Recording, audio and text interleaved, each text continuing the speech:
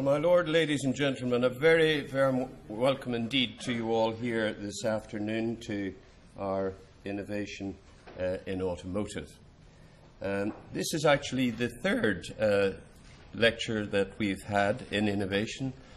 We had one on construction, we had one on business systems, and this one today on automotive, and I think we have an aerospace one coming up very shortly. So we're indeed very grateful to you all for coming. We extend a warm welcome. We also extend a very warm welcome to the orange MacLaren 12C, which is outside. I don't know if you spotted it on the way in, and a Jaguar XF, and also the new lightweight Range Rover. They're all to be seen adjacent to our garden. The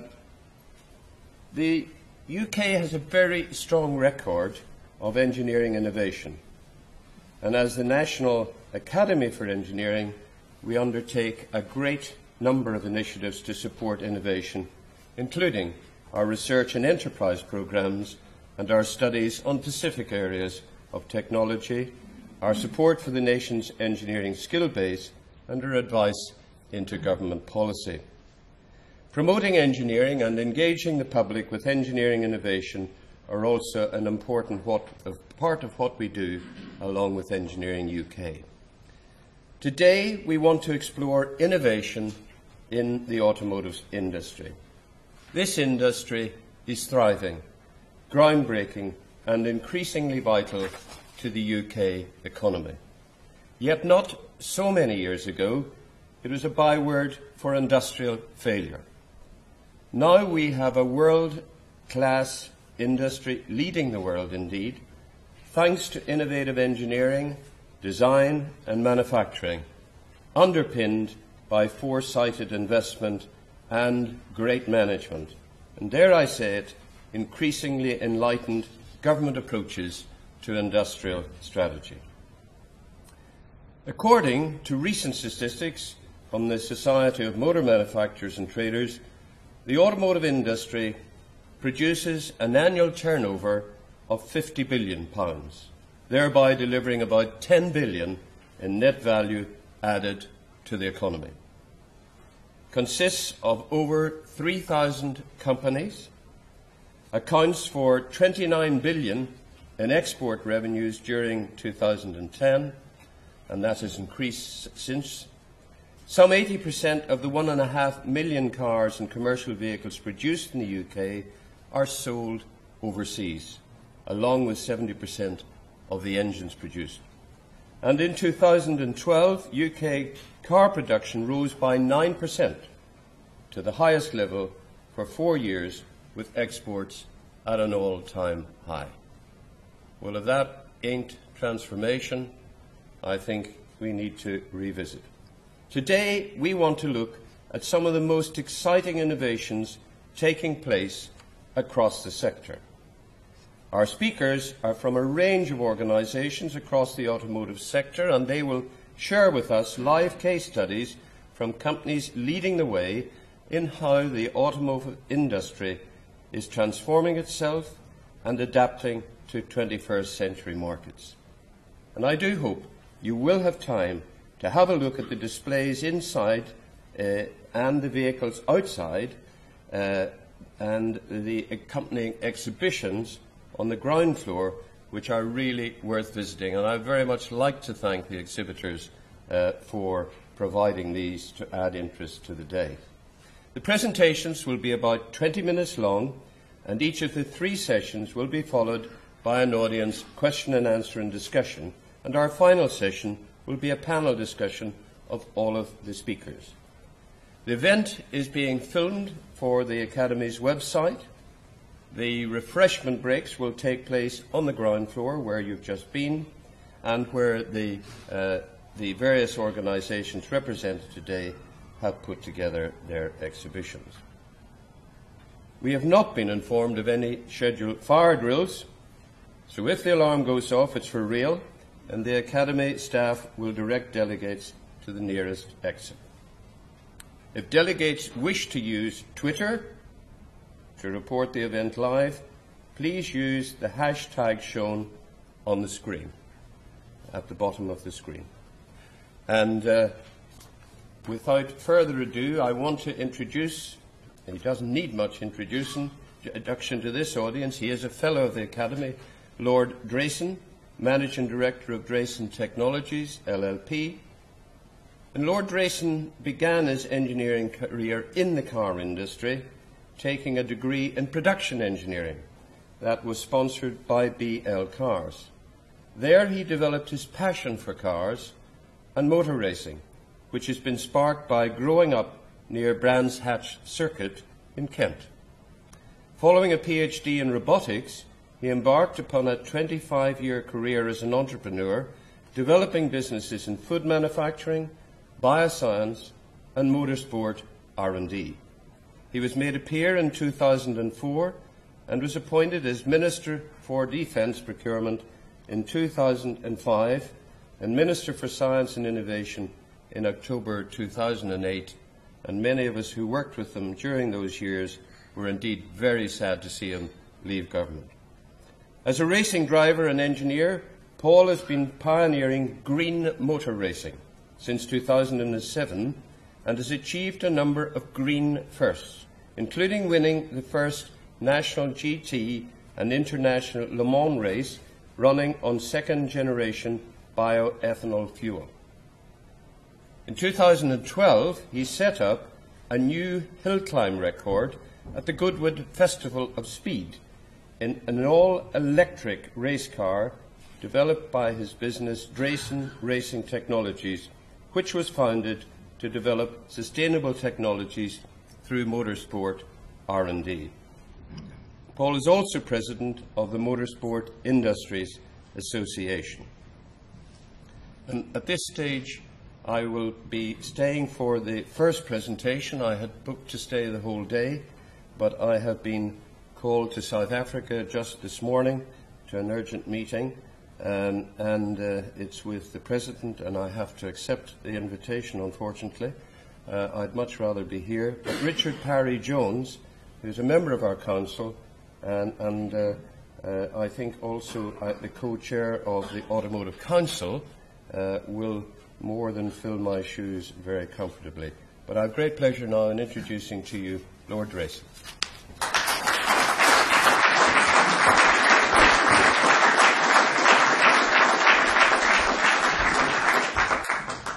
Thank you very much, Sir John, and good afternoon, everyone.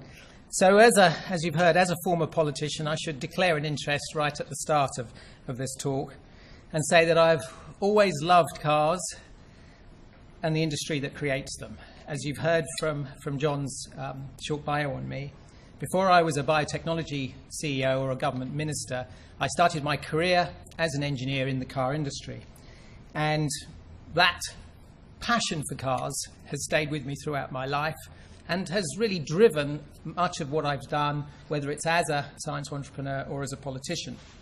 So let me say, I love the automobile, I love the industry, I love motorsport, the lot. But now let me declare another interest. I've had asthma since I was a child, and so do 3 of my 5 children. So you can imagine that for me it's a particularly scary fact that 20% of the deaths in England are caused by respiratory diseases like asthma, lung disease, from cancer and pneumonia. So what's that got to do with the car industry and innovation? Unfortunately, the human body, and specifically the immune system of the human lung, its evolution has not kept up with innovation with modern car technology. It really isn't very good at clearing the tiny particles produced by cars. The typical diameter of a macrophage cell, the cells that circulate in the lining tissues of our lungs, the garbage cleaners, if you like, of the body's immune system, that gobble up the bacteria and the sundry nasties that we breathe every day, they're about 20 microns in diameter. Many of the particles produced from the tailpipes of vehicles on our roads are much smaller than that, typically down as small as 2.5 microns in diameter. And these tend to penetrate into the gas exchange regions of the lung and the macrophages just can't clear them. So what's the result? Well, next time you're sitting in your car in a traffic jam, breathing the fumes from the vehicle in front, just remember that those particles you are breathing in are going deep into the bronchial passages of your lungs, where they will stay forever. The cumulative effect of these particles, the PM2.5, is estimated to cause over 29,000 premature deaths in the UK per year. Now, yes, we have cleaned up our cars. Yes, the industry has done a remarkable job, a fantastic feat of engineering to reduce dramatically average CO2 emissions. But it's stopping these invisible killers in our cities, these tiny pollution particles produced by the combustion of fuels, and in particular diesel fuels, which is the next challenge. This is the new frontier in automotive innovation. If you thought climate change was the factor that would reshape our industry, I think we need to think again. It will be airborne pollution in cities. This health crisis has only recently been properly understood and is only now beginning to be taken seriously. I believe that its effects on our industry will be profound. So how come you're hearing this from me rather than reading about it a lot in the newspapers? Well, it's partly how recent this new understanding of air pollution in our cities is, and partly the current almost exclusive focus around concerns over reducing CO2 emissions. But as the facts become clearer and the issues more prominent, the media interest will grow and public awareness will increase. And I can assure you, at that point, the politicians will feel obliged to legislate.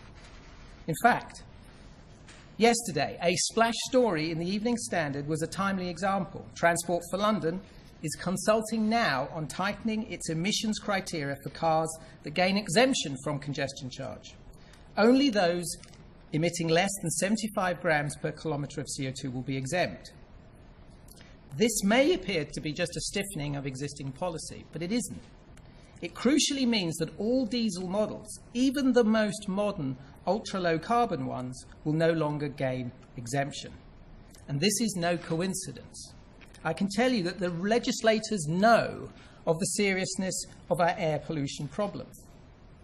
Increasingly, it's going to be that the only way to drive into central London will be in a vehicle with full electric drive. And that's a story I expect to see repeated in cities around the world.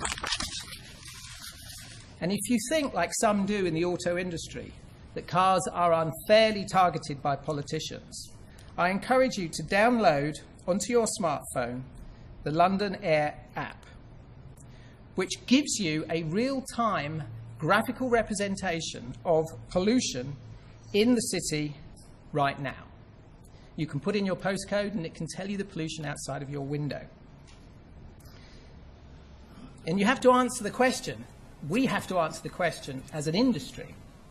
Why is it that the highest pollution levels in London follows exactly the spider web trace of the road network? It isn't a coincidence. The scary fact is, vehicle exhaust is the single biggest contributor to air pollution in London, particularly so since so many people have switched from petrol to diesel. The politicians know it, and increasingly, thanks to apps like London Air and grassroots campaigns like Clean Air London, the public knows it. Climate change seems nebulous. It seems a long way off. It seems almost like someone else's problem. But if you live in the city, and particularly if you have children, air pollution is your problem, and it's here today.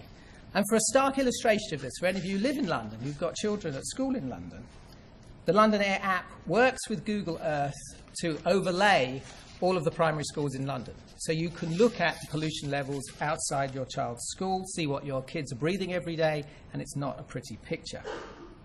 So I believe that the clock is ticking. It's not a question of if politicians will ban cars that emit these pollutants from our cities. It's a question of when. Now, thankfully, as is often the case, given the engineering excellence that the car industry has, we already have the solution. the all-electric drivetrain. Unfortunately, at the moment, the industry is not doing yet a good enough job in bringing electric cars to market, mainly because of the limitations of the current battery cell chemistries. Many EVs today have limited range and performance. They're too expensive for many people, and frankly, not exciting enough. Cars need to be exciting. And as a result, the hype that accompanied the EV space just 2-3 years ago, when every manufacturer, it seemed, had an EV concept at the Geneva show, has now been replaced by a feeling of gloom and the news of one manufacturer after another reining back on its EV launch plans, and the media talking once more of the death of the electric car dream. Well, we've seen this before. In every industry that's faced a major strategic shift in technology or market, this cycle of media hype and disillusion has taken place. It happened to the pharma industry with the arrival of molecular biology, the promise of genetics, to the computer industry with the integrated circuit and the personal computer. And it's happening now to the car industry with the arrival of the electric drivetrain. Of course, the global credit crunch, following as it did the spike in oil prices, exposed overcapacity in the industry and ushered in a massive restructuring. At the same time, growing evidence of man-made climate change and the ensuing government regulation of vehicle emissions triggered a new level of technological innovation in vehicle powertrains that hasn't been seen since the invention of the internal combustion engine 125 years ago. And as a result, the consumer is now faced with a greater diversity of choice and drivetrain options than ever. Petrol or diesel, full, mild hybrids, battery electric or fuel cell. No one knows which of these technologies will win in the long run.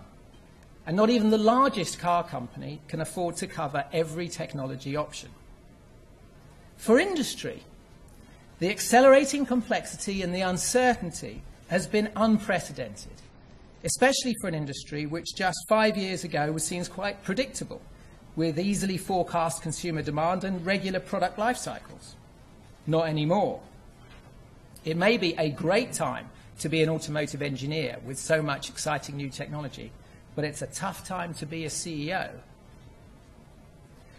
So, what can the car industry learn from the way other industries have coped with these disruptive technology shifts, such as in pharmaceuticals and computers? Now, of course, both of these industries saw the emergence of brand new players founded on expertise in the new breakthrough technology. Examples that are household names now, like Microsoft and Genentech. And this evolution led to the decline of incumbent players, companies like DEC. But some companies weathered the storm and prospered by forcing their R&D organizations to become porous to the new innovation from outside, partnering with the new startups, in-licensing technology, and acquiring the companies to bring in the expertise and the products to deliver the next wave of their growth. That approach to partnership in innovation is the standard business model now in the pharmaceutical industry. I believe that the major car companies need to apply this lesson if they are to capitalize on the potential of the electric drivetrain as just one example of breakthrough technology affecting the industry. I'm worried that at the moment the industry is just a little too insular. Let me say, when was the last time a major car company acquired a small technology company? Why does the industry think it has to do all its R&D itself, in-house? Where is the next breakthrough battery cell chemistry going to come from? I believe that the industry needs to develop a more open innovation ecosystem that is as well integrated with the academic and startup business communities as their peers are in IT and pharmaceuticals. And it needs to invest in partnership with these young companies, helping them to make the transition from small startup to become an established part of the whole industry supply chain and create the jobs, the growth and the exports that the country needs. But here's the good news. It is starting to happen here in Britain. Out of all this turmoil is emerging something of a renaissance of the UK car industry. A healthy cluster of new electric vehicle technology leaders is emerging that are surfing the wave of this change and building potentially great businesses upon it, right here in the UK.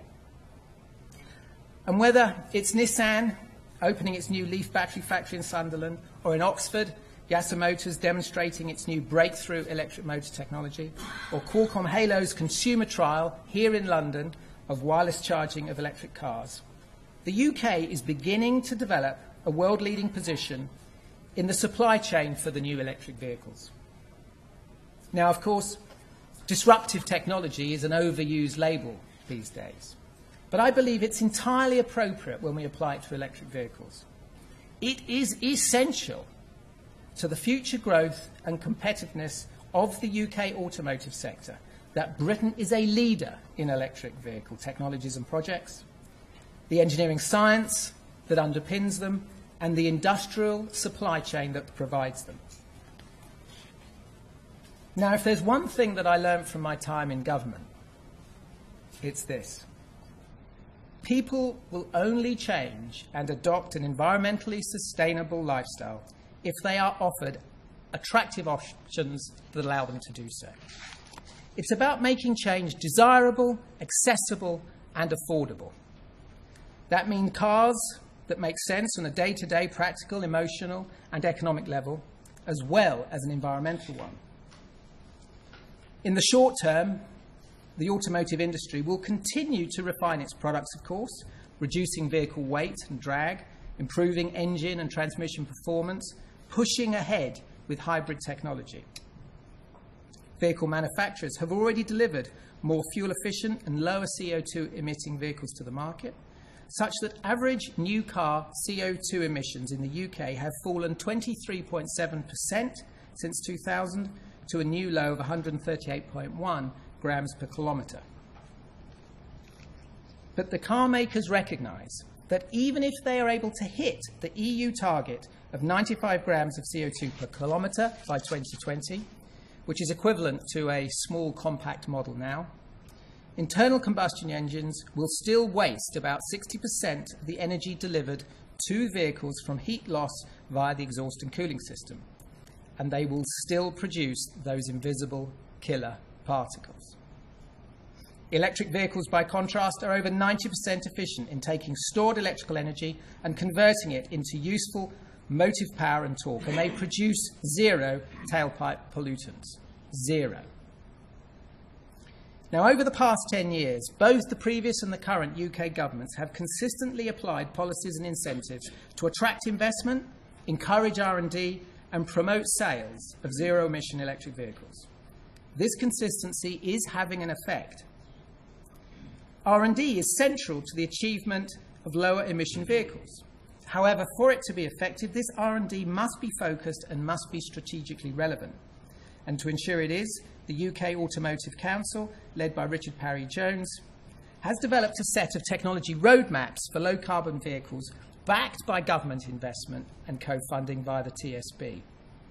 And TSB-funded projects, such as the Ultra Low Carbon Vehicle Demonstrator Programme, have been really successful in generating the real-world data on how consumers use these vehicles. The recently implemented patent box, introduced by the Labour government and followed up with consistency of policy by the current coalition, is a major tax incentive for companies to manufacture products based on UK R&D and is set to be a further boost to UK automotive competitiveness in the low-carbon market. And as a result of all of this, global automotive companies are investing heavily in UK R&D. The recent decision by Nissan to build the next Infinity premium model in the UK is testament to that. Of course, the UK is a world leader in performance engineering too, with many of the world's leading racing teams based here in the UK. And as motorsport becomes increasingly green, such as in the new FIA Formula E Championship for electric vehicles recently announced, the transfer of innovative technology will accelerate, such as new battery, motor and wireless charging breakthroughs from racetrack to the street. But as well as being innovative engineers, we have to be innovative marketeers too. That marketing has to make green cars cool and exciting rather than dull and worthy. And here again, in Britain, we have the brands and we have the brains to make that happen. By brains, I mean this country's leadership in science and engineering. We have to capitalise on the strong science and academic foundations in our universities. Our leadership in the science of high performance is reflected by the incredible dominance that we show in the motorsport industry, an industry that depends upon engineering excellence, inspiration and speed, and where Britain's clearly the world leader. I'm proud that British-based constructors have won no fewer than 34 Formula One Constructors' Championships, well ahead of the Italians with 16 and the French with 3. 8 of the 12 current Formula One teams based here in the UK. And as for brands, we can draw on the tremendous heritage we have with premium marques such as Aston Martin, Bentley, Jaguar, Lotus and Mini, all constantly renewed by active investment in a motorsport programme and in premium R&D. And the MacLaren, parked outside.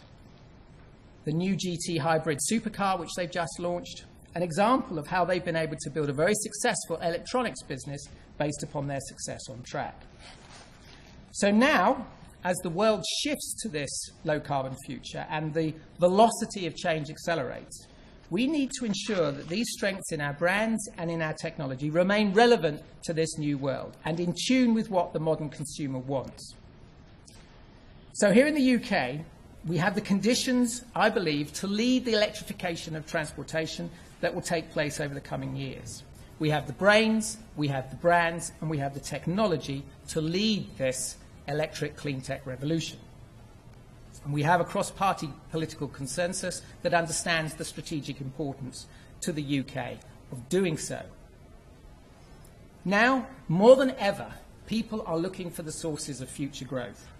The areas of business where the UK has the critical mass, the competitive edge, and the leadership in technology that will deliver the jobs and the growth that we need to rebalance our economy after the financial crisis that started in 2007.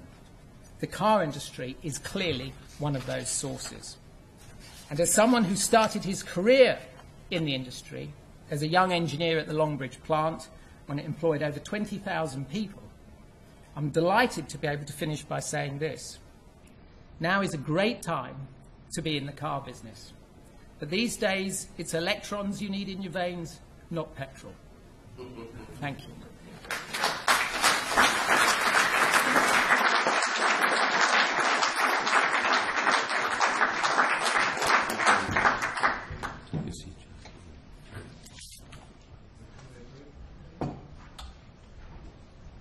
Paul has agreed, or I have twisted his arm, to take some questions, and we'll take the first one down there. It'd be great if you could say, we'll get you a microphone. It'll. I'm Rick Collins from Keynote University. A couple of things. You talk about the Keynote articles, indeed, but I mean, current legislation in the States and here in Japan, I've seen that Euro 6 legislation particles, which is required particle filters to be fitted to all new diesel vehicles. I thought the analogy, the test work, the particles emitted from a heavy-duty truck, diesel truck, travelling 150 miles, and they're the equivalent of the number of particles developed when you cook a childhood burger. So, and that's a non-legislative industry. Particles have virtually been killed stone dead by the diesel particle filters, which are now fitted, mandated. The problem for London is things like buses, taxis and so on, old vehicles, very expensive to replace. And they're sort of chugging away between the particles. It's not the new vehicles, it's the old vehicles. And they aren't going to disappear because battery vehicles. The other thing, you say 90% efficient for electric vehicles.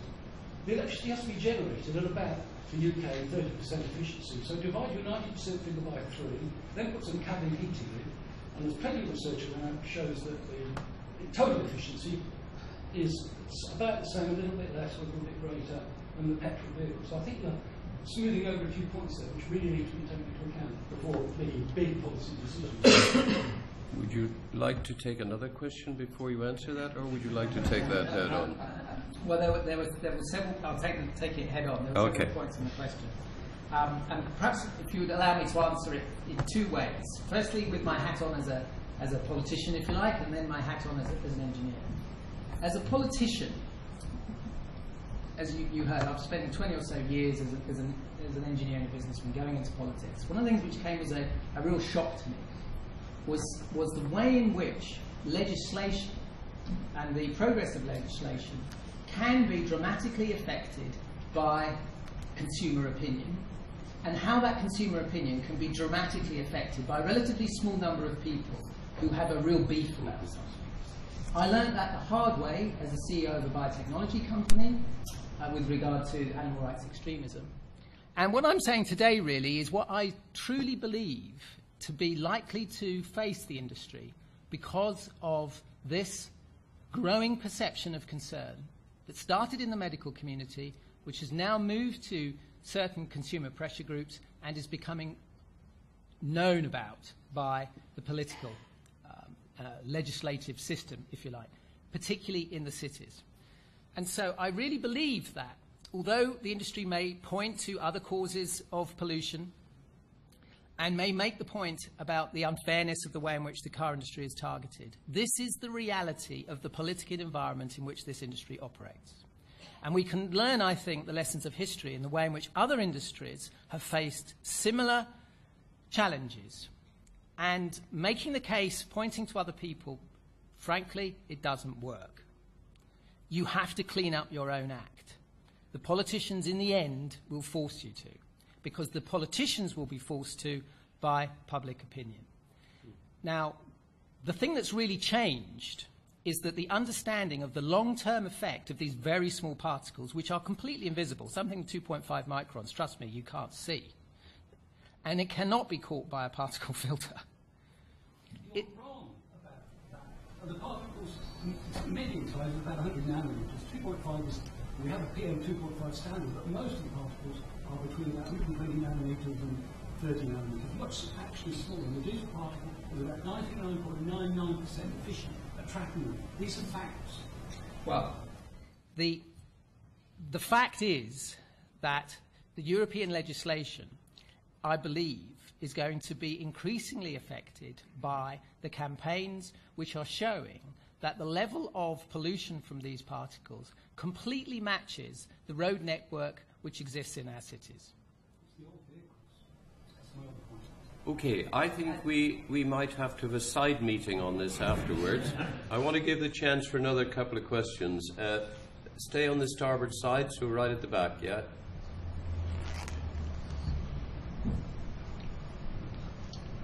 Thank you, David Hughes. We shouldn't ignore that. I mean, I do reinforce the same point that's just been made. I don't think, Lord Drayson, you do yourself any favour by quoting the statistics you do for emissions without actually looking at the source of the electricity that you're talking about. And it is an important debate, and I don't think you should ignore it. Moving on to a second point, you talked about the patent box, which I know you lay claim to have invented, but it's not clear to me how the patent box will ever demonstrate increased investment in R&D in the automotive industry. I'd be very interested to know what you think will be the measures that we should look at in 5 years' time of the impact of the patent box on automotive R&D investment. With regard to the generation of electricity, you are absolutely right that we have to clean up the generation of electricity too. We cannot say that we don't have to do everything we can do to clean up other aspects of pollution and sources of climate change. It's frankly a non sequitur. It doesn't work in terms of politics. It doesn't work in public opinion. The answer is to put pressure on politicians who I accept have the responsibility for electricity generation policy around the world, and more needs to be done. We've seen some really quite strange decisions taken by governments just over the last couple of years relating to this, and a dragging of feet facing up to this problem. So I accept absolutely that we have to clean up electricity generation. We have to do that as well as what we're doing with transportation. And with regard to the patent box, no, I'm not here claiming ownership of the patent box. I'm claiming that there is a cross-party consensus, both from the Labour government, which did develop the patent box, which has now been implemented by the coalition, about the importance of making the connection between the generation of intellectual property patents and R&D in this country and the manufacturing of product. One of the perspectives you get as a government minister is to see across different industries the unfortunate history of the way in which this country has been an innovation leader, generating more Nobel Prize winners per head than any other country in the world, a tremendous history of science innovation. Time and time again, when we have discovered something, whether it's graphene or monoclonal antibodies, we haven't capitalized on it in this country. And we have to provide tax incentives to encourage companies to make that connection between doing the R&D here and making the products and generating the added value here. That's the thinking behind the patent box. And I agree with you that all government policy should be properly audited. Believe me, the National Audit Office and the Treasury will be auditing the patent box. Yeah. Time for one more question. Yes, sir. It's all coming from the starboard side. Port side hasn't warmed up yet, but we'll get you there. There are some recent activities at the moment in the automotive industry by Toyota, Daimler, Ford in the hydrogen fuel cell technology. What's your opinion about the hydrogen fuel cell technology in the electricity debate? Is there a future? Yes, I think it's got great promise. I think it has some obvious challenges around distribution, the cost of the hydrogen fuel cells at the moment, but in terms of the energy density it offers, in terms of its ability to leverage off the fantastic investment that's been made in understanding that technology in aerospace. When you think about the fact of, how did the space shuttle power itself once it had gone up there for such a long time? It was a hydrogen fuel cell, so it must have been pretty safe, incredibly expensive, but it's a technology which I think is going to play its part. And this is one of the challenges for the industry. We don't know yet, no one ever knows, the speed of technology development. You've got to take a portfolio approach. And I think it's absolutely right that the investment is being made in hydrogen fuel cell technology to address some of these challenges. It's really interesting to see some of the breakthroughs taking place in the encapsulation of hydrogen here in the UK to actually solve some of the problems relating to the storage and distribution of it. Good. Well, thank you very much indeed, Lord Drayson. You've really set us off to a good, robust start. And that's what the Academy is about, having transparent, open debate and respect for one another. And thank you very much for the challenging remarks. And I'm sure we'll all remember that address for some years to come.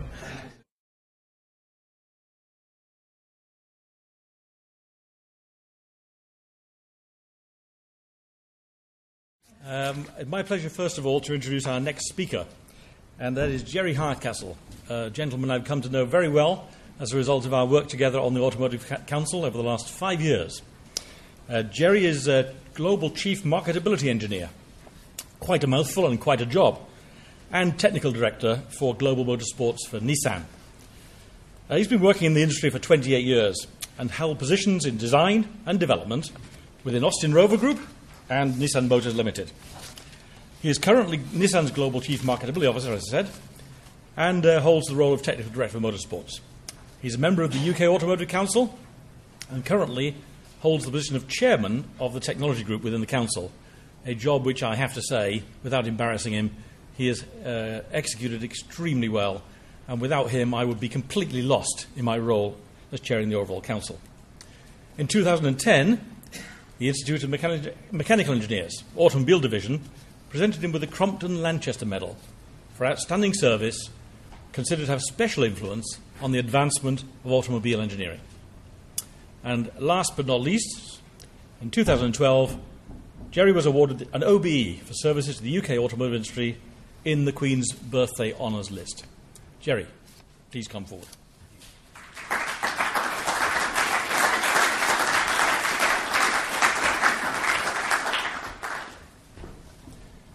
Thank you, Richard. Good afternoon, ladies and gentlemen. It's a great pleasure to be able to speak in this forum. So we're talking about innovation in automotive, and I started the presentation with what is innovation, and just simply go to a dictionary and ask for the definition, what is innovation? And all it says is something new or different. And I was quite disappointed. I'm not about to rewrite the Oxford Dictionary, but I was quite disappointed that it didn't mention anything about value. And for me, innovation in automotive is no use unless the innovation has a value, unless that innovation meets an unmet need.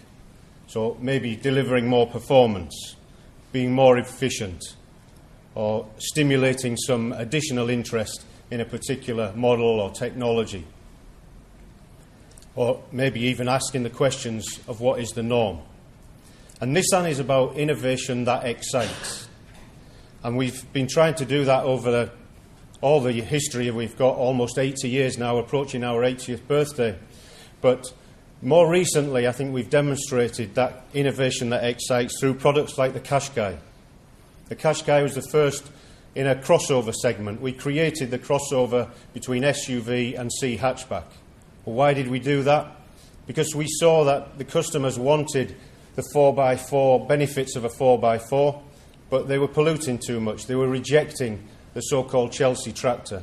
And we brought some of the features, matched it with a C hatchback, created Qashqai. We innovated a new segment.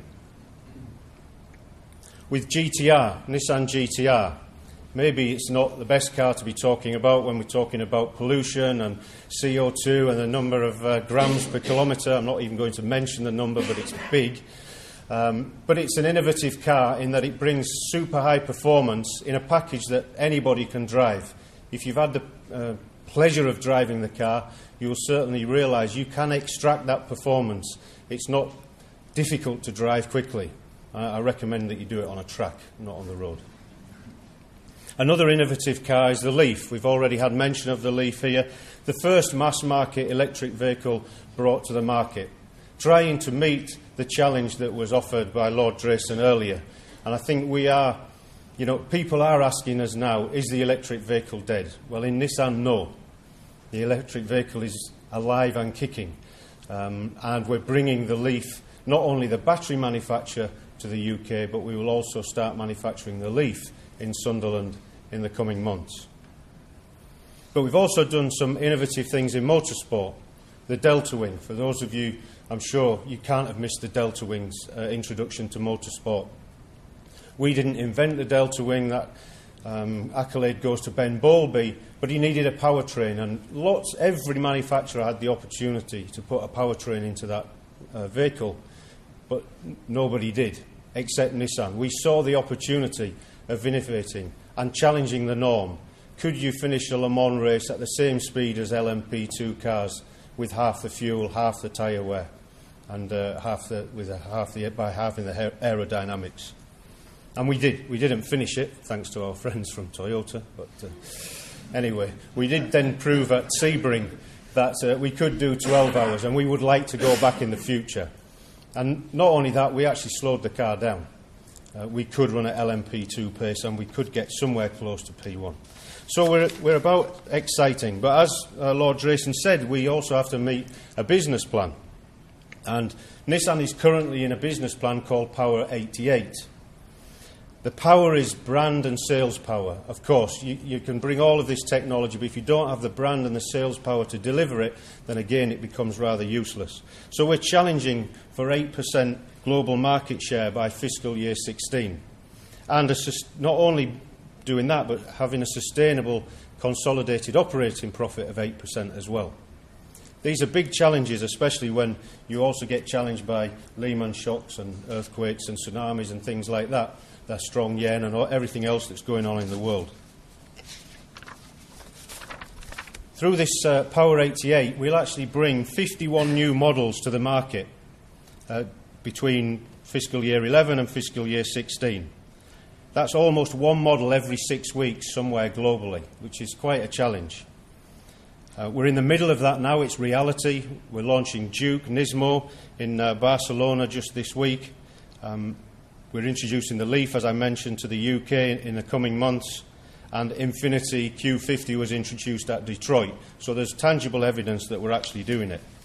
But as we bring those products to the market, we're also bringing technologies. 90 new technologies is our challenge within that period. That's almost 15 technologies every year. Technologies like pure drive hybrid, so not only full electric but also the hybrid electric vehicles. New CVT systems which can improve efficiency and driving pleasure.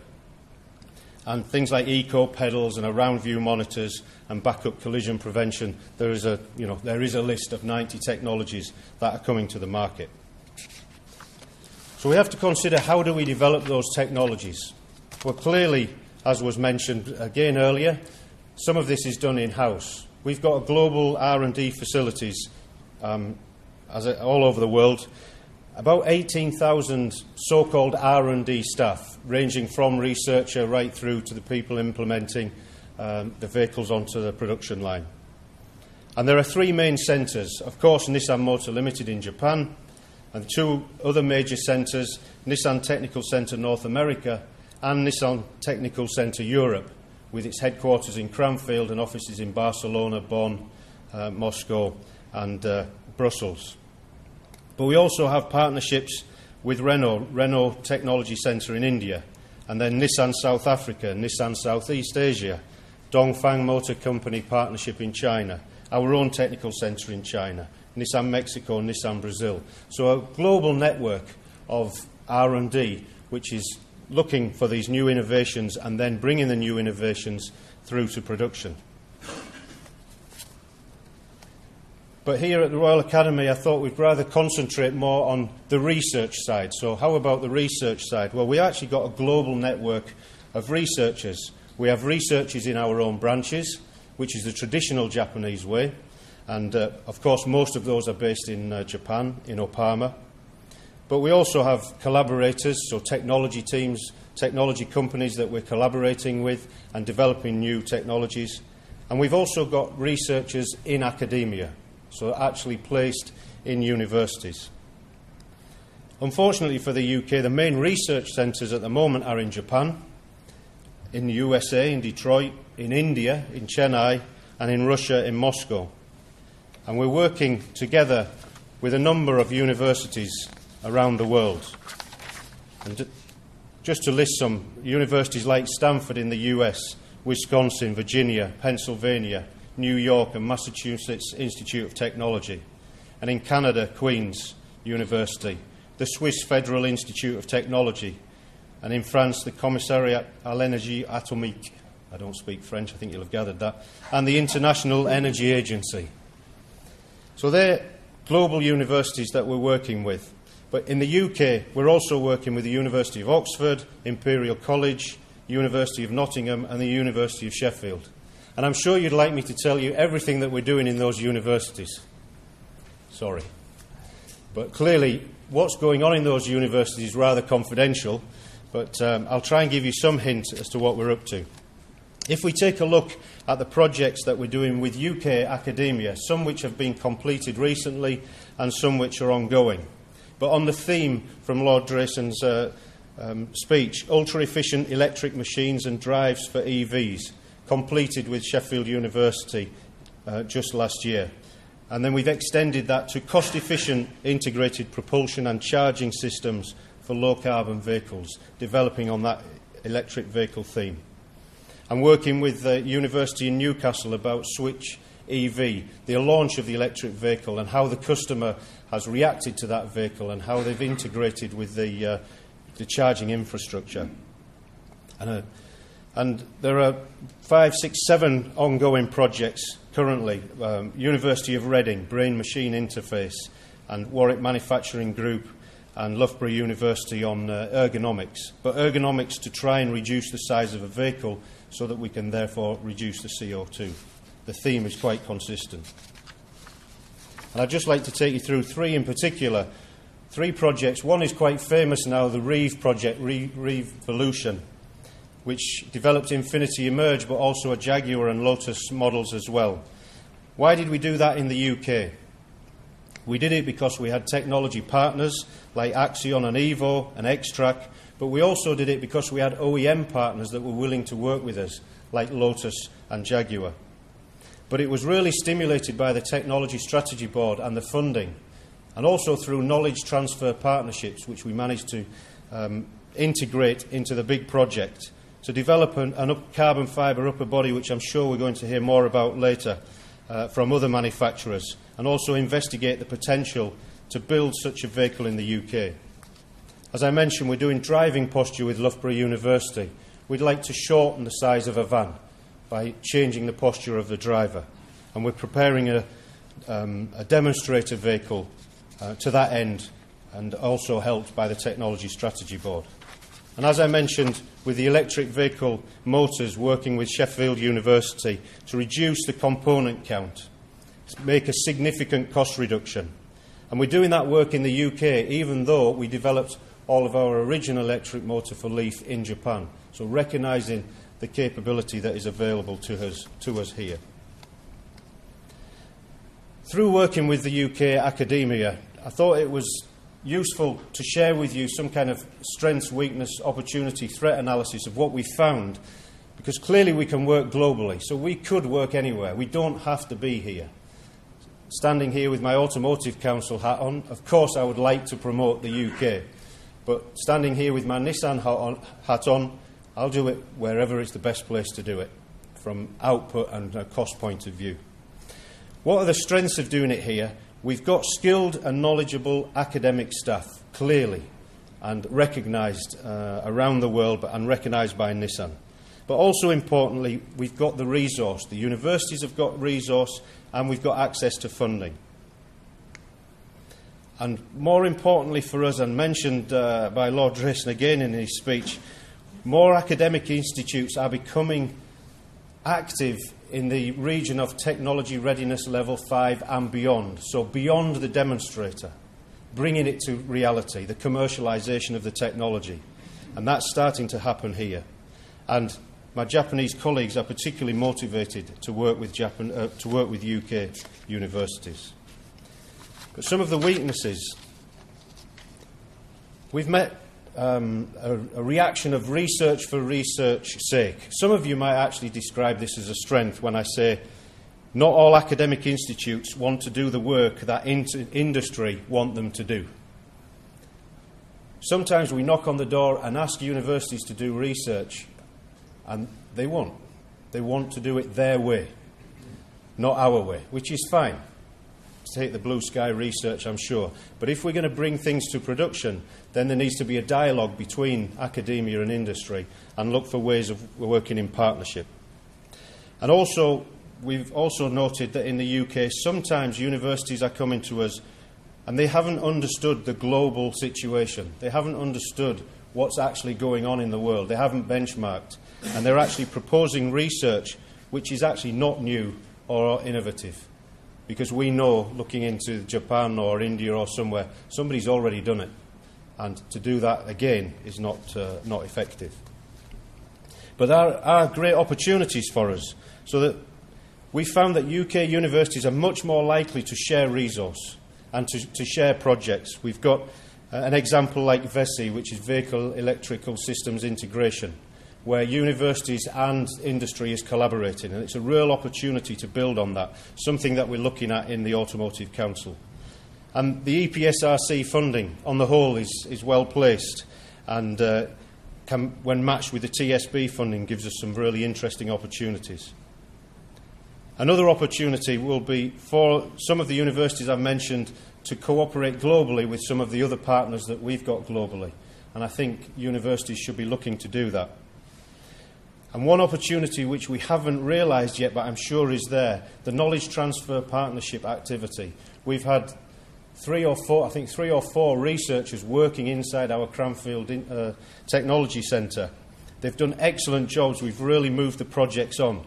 Unfortunately, none of them have chosen to stay in Nissan, and they've all gone back to their universities.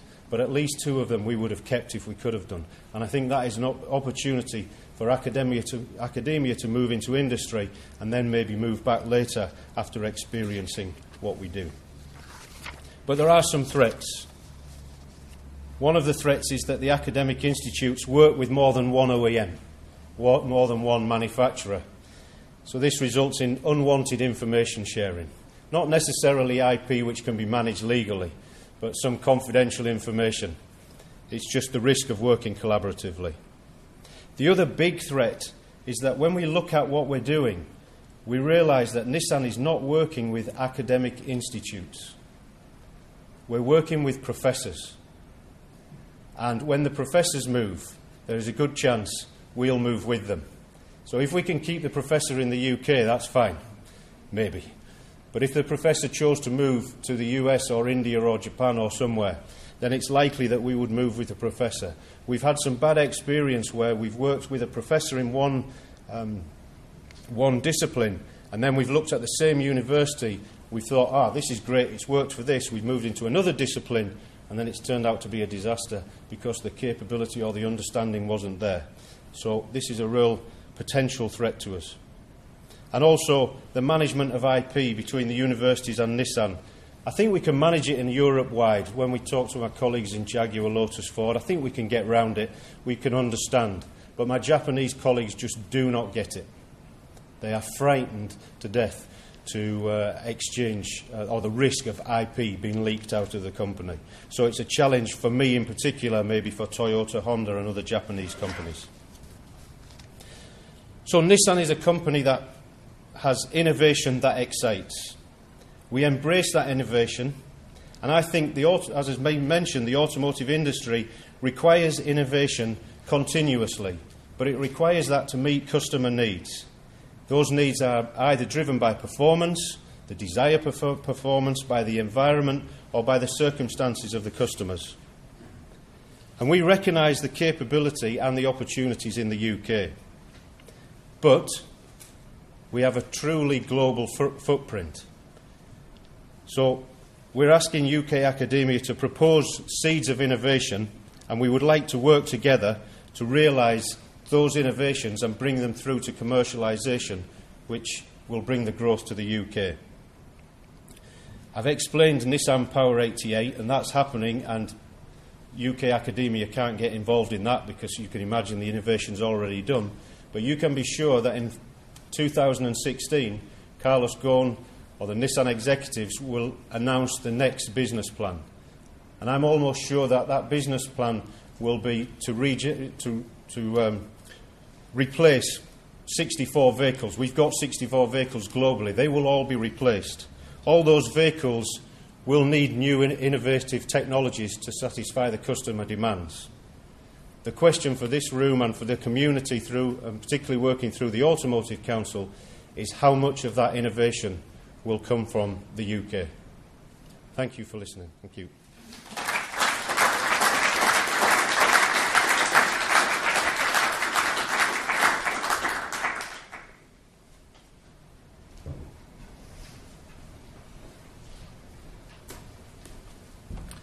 Thank you, Jerry.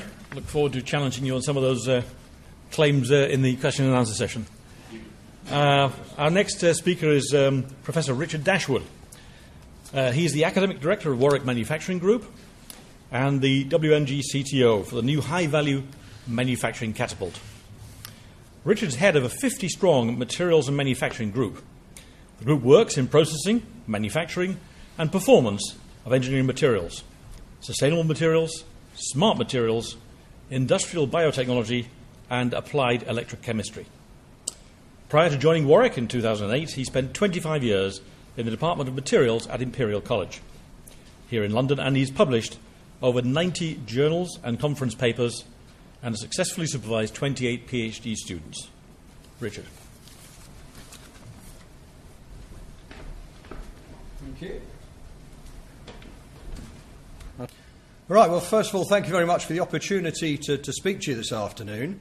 I was given the task of talking about industry-academia research collaborations in the UK, particularly giving the academia perspective, which is slightly interesting for me, being now a sort of hybrid academic, sort of a professor in an academic department at a university, but also being involved in the high-value manufacturing catapult, which, of course, is outside of the university system.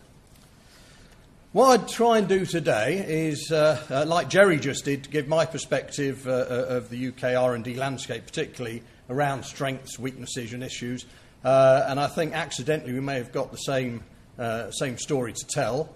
Then talk about how WMG has approached industry, academia relationships over the years, and then talk about what we're currently doing within the high-value manufacturing catapult, and then talk about some of the new initiatives that we've got around low-carbon mobility, both in terms of research but also in terms of skills. So, as previous speakers have said, it is a very exciting time to be working in the automotive industry in the UK. It is a resurgent industry. It had its first trade surplus since 1976. These are exciting sort of things to be involved in. And the European fleet average CO2 legislation is actually driving a lot of innovation. And it's exciting to be involved in that type of innovation. The UK has a great university structure. We've heard that already. We have really rather good research funding in the UK. People might not think that in universities, but I think compared to some parts of the world, we have superb research funding. We have good infrastructure funding. We've had, over the last 10 years, a tremendous amount of money put into the university infrastructure through the Higher Education Funding Council. And we also have, and I think it's important as we're in the Royal Academy of Engineering here, to acknowledge the importance of industrially sponsored chairs within the university sector. And of course the RANG are a big supporter of that financially. Weaknesses, and I'll talk about these weaknesses, this weakness a bit more, but I still think there is a limited, whilst increasing funding for collaborative R&D at that interface between industry and academia. And we need more of that TSB type funding, more of the framework type funding where we bring universities and industries together. But I'll talk a lot more about that. What are the issues? Well, I think one of the issues that we have, particularly with the automotive industry, is the short cycle plan. It's not always compatible with traditional university-based R&D. 3-year projects, 20 years into the future for the sort of research that we're doing, when the OEM actually wants something on a car in 5 years' time. And to get it on a car in 5 years' time, they actually need the answer yesterday. So those sort of things are cause a bit of friction when you get OEMs and universities talking together. I think we also have a shortage of large UK-based Tier 1 suppliers in the UK, and I think the automotive industry globally is driven by those Tier 1 suppliers in terms of the innovation. A lot of the innovation comes not from the OEMs, or it comes from the OEMs, but also significantly from the Tier 1s, and we need more of that, I think, in the UK. Another issue with university funding is there's very limited platform funding available for universities. And what I mean by that is that we don't actually employ researchers until we have the funding in place. So it's very difficult for a university to react to industry immediately if they have a problem. They'll come to a problem that they want solving in 3 months. Well, it'll take us 3 months to employ the person to do the work. So we need more of the platform funding that allows support of key competencies within our university sector to be there ready at all times to support industry needs. There are exceptions. The EPSRC does have platform grants. It does have the Innovative Manufacturing Research Centres and Centres for Innovative Manufacturing. But we don't have complete coverage. And finally, touching upon some of the other things that Jerry said, confidentiality. I agree. If you're working with one OEM, how do you work with another OEM without not leaking intellectual property, but just leaking that sort of knowledge that you gain? You can't sort of switch off that knowledge when you work on a project for another company. Intellectual property ownership. Universities are terribly concerned about owning intellectual property. I don't understand this. I'm always at odds with our leadership at Warwick. But it seems to be this that all about state aid, all about charitable status, that universities are paranoid about letting IP go. And of course a company is coming along, paying you a large amount of money to do some research, and then you go back and say to them, well, we're going to keep the IP. Or well, actually we might charge you to use it. And this intellectual property may well have even been co-created, because this is what, with collaborative R&D, that may be the case. And also liabilities. This is something that sometimes the companies don't understand about universities, is that universities don't have profits. They they can't cover massive liabilities in contracts. And this is another thing that causes friction. But having said all that, I still think that we have a very positive outlook for university industry R&D in the UK. And I think, again, this was touched upon earlier, generally universities work at low TRLs, and we put quite a lot of investment in the UK into low TRL activity. Industry puts a lot of investment into the higher TRL activities when we get near to the product. And of course, it's a very famous saying, we've got this funding valley of death somewhere between the two, where there isn't that substantial funding to take things out of university into industry. Now, this is changing, this is improving, and I think in the last few years we've seen some great improvements. And we'll talk about some of those coming on, but the TSB, ERDF, FP7, Regional Growth Fund, the catapults, these sort of things can bring universities and industries together and maybe start to plug that valley of death. So what at WMG have we done? And what has been done? I mean, I've only been at WMG 4 years. WMG's been in existence for over 30 years. Lord Bhattacharya founded the place, and when he founded WMG, he said at that time that business was going to be central to the activity of that organisation. Now, very few universities today would say that business is central to their operations. You imagine going back to 1980 and saying that business is going to be core to an academic institution. Now, I'm not saying that's what all universities should do, but I think all universities should have some aspect of a business-led agenda. So it was established to facilitate technology transfer and knowledge creation for industry. And we've done that through a number of ways. We've been a great proponent of co-location, bringing industry in to work inside our four walls. Currently, we have about 750 people working in WMG, over 5 buildings with funding for further buildings. Out of that 750 people, nearly 500 of them are from industry, from places like Tata Steel, Jaguar and Land Rover, and Tata Motors European Technical Centre. We're training any one time over 1,500 individuals in the UK and abroad, and this is covering anything from engineering business management to manufacturing engineering. And we assume we will be doing this from school all the way through to post-experience. And finally, we're one of the 7 high-value manufacturing catapult centres. I won't spend too much time on this slide, but this explains our concept around R&D. Our vision is to deliver high-quality interdisciplinary research to achieve global impact in the field of low-carbon mobility, healthcare and business, while training the academic and industrial research leaders of the future. And we do that by research excellence with relevance and impact. We still believe in the rigour, the importance of the rigour of academic research, but the idea is it has to be applied to something real. There has to be a problem to be solved that somebody wants to pay for. We do that by partnering. We partner right from the beginning of a project. So it's co-creation, not just of intellectual property, but project solutions and opportunities. Global recognition and impact. We still have to publish high-quality papers. We still have to go through the research excellence framework. An outstanding research environment. We take pride in the buildings that we put up and in the space that we have to do our work. And we are always looking at new creative ways of using our space for this collaborative R&D activity. In terms of what we do, we cover materials and manufacturing, from structural materials through to industrial chemistry, from body in white right the way through to batteries. In digital technologies, from e-business through to energy management. Where we see our role, though, is within that middle sector. Nearly 2/3 of our research income comes within the middle TRL levels from 3 to 7.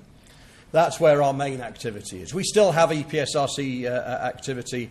We still have industrially funded projects where industry is paying all of the cost. But the majority of our research is in that collaborative R&D space, normally on where 50% of the funding comes from government and 50% comes from industry. And we've always been in that space. That's been our raison d'etre, I guess. In terms of how we achieve that, one of the issues you have when you work with industry is that when they say we want a deliverable on day Y, they mean it. It's not like, well, we're a bit late this year, can we push it forward a month? That doesn't work. So we can't leave it up to academics to lead these projects. Otherwise, chaos would ensue. We employ professional project managers, normally from industry, to lead these projects under the guidance, and I say guidance, of academics, but the delivery is down to the project manager. And that means that we get the job done, we get the academic outputs, but we also get the outputs required from industry. I think the catapult is something that again, will really facilitate university-industry collaborations. And this is something I think that the government should be praised on, and this is something that obviously came from the previous government and was adopted by the current government. It was commissioned by Lord Mandelson. It was a report by Herman Hauser that brought this idea together. And the idea is really just to use, it's a daft name, catapult, but if you think of it, it's catapulting technologies out of universities over the funding valley of death and into industry. And I think if you think of it that way, there's some sense in the name. And it was there to fund 7 technology and innovation centres. We've got the High Value Manufacturing Centre. That's the first one to be launched, and that's now been up and running for over a year, and I'll talk a little bit about that in a minute. But also things like transport systems, future cities. These are also catapults that should be of relevance to the automotive industry, and the automotive industry should be looking to exploit that. In terms of the High Value Manufacturing Catapult, we have 7 sub-centres, from Scotland through to the southwest in the National Composite Centre, through to the MTC and WMG in the centre of England. All of these centres have automotive somewhere in their philosophy and in their strategy for the coming years. So these centres are open for business to collaborate with them and to start taking ideas from universities and into industry. What we're focusing on at Warwick is low carbon mobility. And we have a centre that will be turning over anywhere between about 15 and 20 million. It'll be 15 million for this year, and we're hoping for 20 million in ensuing years. And we've decided to focus on 3 main areas. Lightweight technologies. Why are we doing that? Well, the Automotive Council has done calculations that state for the average CD segment vehicle, to meet the next set of fleet average CO2 legislation, it will need to lose, on average, 150 kilos. And then it may well have to do that all again by 2030. And that is taking into account incremental improvements in propulsion and aerodynamics, and taking into account the fact there will be some electrification there. So that is something that has to happen. So we have to start lightweighting. We've got to look at alternative materials. We've got to go from maybe steel to aluminium, and if you're in aluminium, from aluminium to composites. We may even find a situation where we will have multi-material vehicles. The day of a steel-intensive or an aluminium-intensive vehicle may be gone. Despite the efforts that we need to put into lightweighting, we still need more efficient propulsion, whether that be hybridisation or fully electric or fuel cell. So we've also got an R&D centre devoted to energy storage and energy management and testing. And of course, if you do any electrification, there's going to be a lot of research needed in electrical systems, and so that is the third part of our activity. Why have we got where we've got? Over the last 10 years, we've most probably had a portfolio of funding well over 100 million for collaborative R&D, previously funded through Advantage West Midlands, or the European Regional Development Fund, and also through the EPSRC, bringing us to the point we are today, where we have got significant expertise in lightweighting, electrical systems and energy storage. What are we doing? New things that we've got funding for. The National Automotive Innovation Campus. This is a truly collaborative project, a £92 million investment from government, Jaguar Land Rover and TMETC to put a campus in the centre of Warwick that will lead research addressing the long-term industry-led strategy of the UK Automotive Council. The idea being to drive the UK automotive resurgence, sustaining jobs, anchoring suppliers, attracting new suppliers and enabling major growth and increased employment in the sector and beyond. Collaborating with centres in the US, Europe, Japan, India, China, and facilitating high-value added inward investment and trying to get these global tier one suppliers moving to the UK and repatriating some of the supply chains. So this is an exciting thing for us to do. We also have the UK R&D Energy Centre. We've already invested £10 million through previous funding in a battery and electric hybrid system level testing. We're now supplementing that with another £13 million investment from TSB and industry in battery scale-up. The idea being that we will put a production line into Warwick that will be which will be an automated production line for the manufacturing of cells for automotive manufacture. The idea being that we'll be able to take chemistry straight out of the laboratory and put them into real batteries, which can then be put into real vehicles, accelerating that time from the lab into industry. We're collaborating not only with the OEMs, but companies like Johnson Matthey, Morgan Crucible, Axion, Nexion, and also some of the key universities in this area, Imperial, Oxford, St Andrews, for example. Construction starts this March. We hope to get the first projects going in November. Now, if you tie all this together, you can see that we're building quite a strong network of activity at Warwick. We have the Catapult activity. We have the National Automotive Innovation Centre. We're going to be bringing in things not only just from the University of Warwick, but also from academia around the world, bringing in other industry, OEMs, Tier 1s, Tier 2s, SMEs. But also added to that is education. And this is key. If we're going to be developing all these new technologies, we've got to be able to educate the engineers that are going to be able to exploit those. And we have a number of schemes that we're introducing to do that.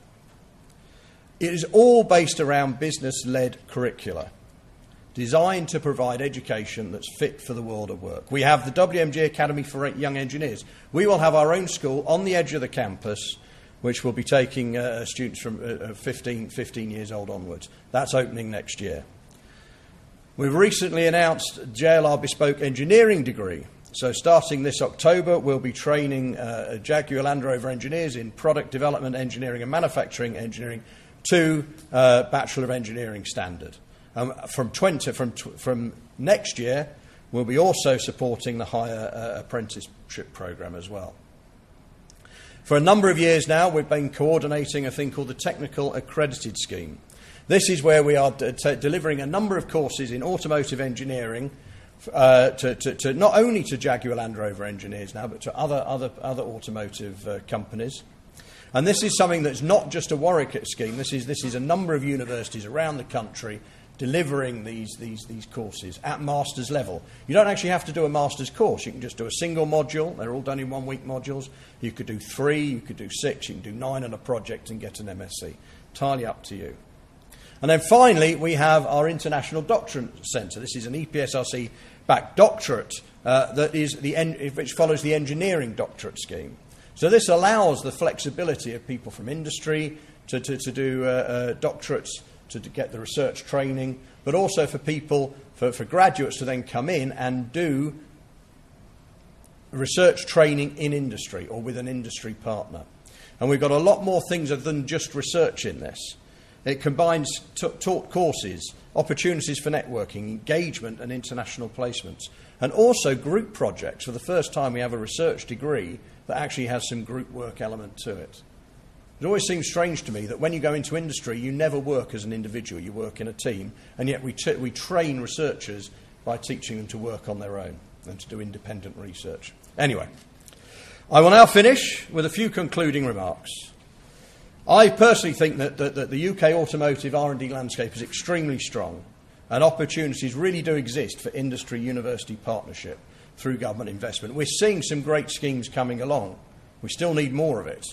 Always say that. We always need more money. But I think certainly in that middle TRL level, we've got great ideas coming out of the universities. We've got a great industry that can exploit them. We just need mechanisms to get them from industry, from universities into industry. And I believe the Catapult centres will have a leading role to play in that.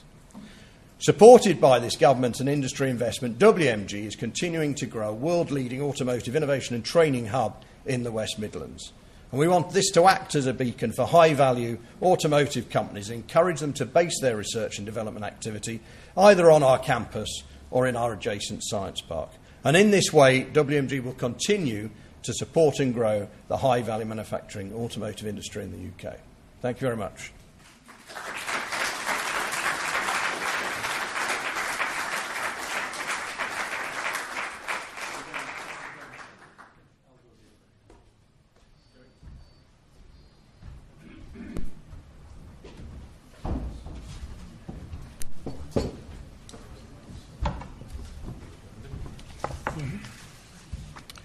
Okay, thanks for those two interesting presentations. As chair, I'm able to manage the time a little bit here, and I think possibly the overruns on their timing was driven by the fear at the robustness of the questioning session given to our keynote speaker.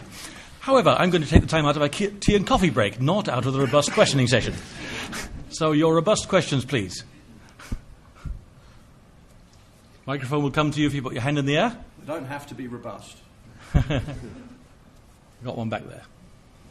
Thank you, David Hughes. I thought Jerry was spot on with his starting with the definition of innovation, and I thought the bit you added with value was very important. Rather in contrast, I thought to Lord Drayson, who seemed to me to mix up invention with innovation, but that's a discussion for another time. You did spoil it a little bit at the end, Jerry, because you then talked about UK innovations which you hope to commercialise. I think you probably meant UK inventions to commercialise. If anyone ever wanted a definition of innovation, there's a rather good book called The Little Black Book of Innovation by Scott Anthony, and his definition is very simple. It's something different that has impact. I think that's pretty just what Jerry said. My question, though, Jerry, to you is around this infamous patent box that Lord Drayson mentioned. I'd like to know what impact this is going to have on Nissan investment in R&D over the next 5 years, and more generally, what do you want the government to do to help investment in the UK automotive industry? Thank you for the question. The subject of the patent box, without going into detail, we welcomed any support for generating IP in the UK and any form of tax break that might bring with it. We're in competition with Japan, with India, with the US, with China, as you said, and sometimes it's not for us. The R&D investment that we're talking about and the patent box value is actually quite a huge difference. It's quite a small incentive for us, but it's more the symbolic gesture to a global company that the UK government is interested and interested in helping us to generate IP in this country. So we welcome it from a very positive stance. In terms of what else would we like the government to support with, then that's all coming through the Automotive Council.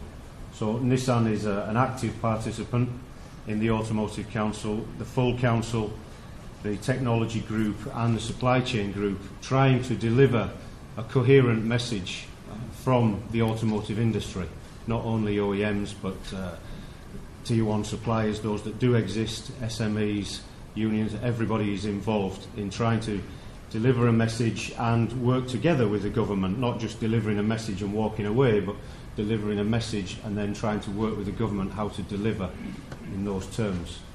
The challenge that I'm currently facing is we don't have an automotive catapult with a title automotive. So we have the high value manufacturing catapult, which I think we can work very closely with. So one of the big challenges in the Automotive Council Technology Group now is what kind of catapult or innovation centre, as it used to be called, or what kind of virtual organisation could we create which will help to deliver that collaborative R&D. So the challenge that I put down from Nissan is really, I'm on the other side working together with all of the automotive community, trying to build that offer so that we can show Japan that there is a reason, not only Japan, Germany and whoever, that there is a reason to come and do the R&D and the research and the development in the UK. And I think that's the biggest challenge that we face in this area. Thanks, Jerry. Any other questions? We've got one here. We've got our regular contributors here. Is it like this in question time? We're all same two people. Never better technique there. Nobody else has. I was putting in mind you were talking about IPR and universities. That my colleague Alec Taylor at Imperial said IPR and universities was like a Jack Russell chasing a bus. What does it do when it catches up with it? But going back to the other point about saying about customer demand, I do think it's worth just stopping for a moment and saying, if you didn't make better vehicles and nobody made better vehicles, do you think people say, well, we're not going to drive anymore? No. What we're saying is we've got competitors who produce better cars and then we buy those rather than your car. If as the population, we said we're quite happy with the performance of a 1960 car, which we all drove happily then, but it would be lightweight. If we wanted 80 miles per gallon, it's trivial, but not with the performance we expect today. I think that's just a point worth making. It's not customer demand, it's the fact that you're in a competitive industry that drives us. You're absolutely right. We are in a competitive industry and we're trying to create that consolidated operating profit that I mentioned in the business plan. But it's not just us driving it. CO2, the environment, is driving some competition. Safety. I don't think people would accept the safety of the cars of the 1960s, although some of us choose to drive them in as a hobby on a Sunday morning. But if we really thought about it, we might think again in terms of how we're now protected in the way that the cars are. And something that is driving innovation for me, I'm not quite keeping up with it, but all of this, iPads and Twitters and Facebooks and all of this, you should have seen a PowerPoint presentation this afternoon, but I even failed to get that here. But all that technology is coming into the car. Now I'm sitting here as a kind of petrol in my veins. I haven't quite got the electrons yet. Petrol in my veins, wondering why. But the customers are demanding it. It's not me. I'm not sitting there saying I want to put Facebook in the car because I'm not. But I'm sitting there. I've got to put Facebook in the car, otherwise I won't be able to sell them. So it's quite a dynamic that is going on in the industry. As chair of this question and answer session, I probably shouldn't offer you any of my perspectives, but I cannot resist an anecdote. You said if there wasn't any competition, customers wouldn't buy faster cars. I remember offering Escorts in a variety of engine sizes. All the same model, but four different engine sizes. 1.3, 1.6, 2 litres, and we offered a diesel. You could not give away the 1.3s. The dealers would only have one on the showroom in exchange for 4 2 litres, because that's what would sell. So I'm not sure that we can put all of the pressure on improved performance down to competition. I think I would go one stage further. It's choice. If you give customers a choice, they will, generally speaking, vote with their wallets. A pretty reliable guide for what they're after. Any questions for Richard on and the remarks he made about the Warwick Manufacturing Centre and manufacturer? Or is it also crystal clear and obviously common sense? We've got one at the back there, right at the back.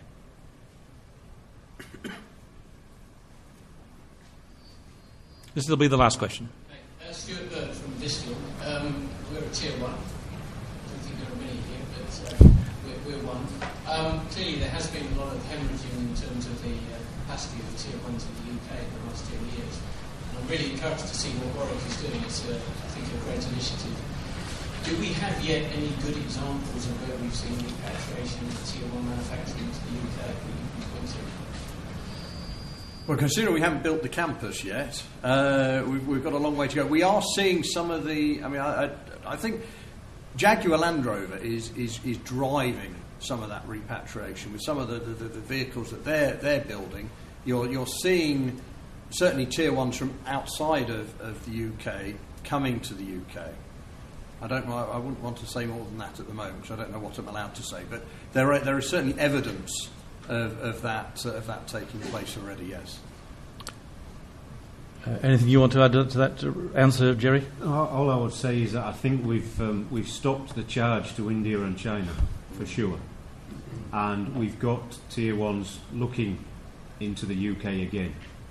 But as you will well know, it's not an overnight decision to decide to invest in R&D, let alone to build a factory and come back in. The Tier 1s do exist as assemblers. There's quite a number of assemblers. What we really want to do is bring the R&D facility back into yeah. And if I may add, and get more of the value chain, what I call the clever components within the Tier 1 sub-assemblies. But I can quote a couple of examples. Not huge. We're at early days yet, but we have had an acquisition by a large French trim and moulding company of a composites company here in the UK, because they see that the UK has something to offer that they can't access somewhere else, and they see the trends and they want to build on that. And that's also giving some confidence. They really like the messaging coming out of the UK government about being welcome, about being supportive.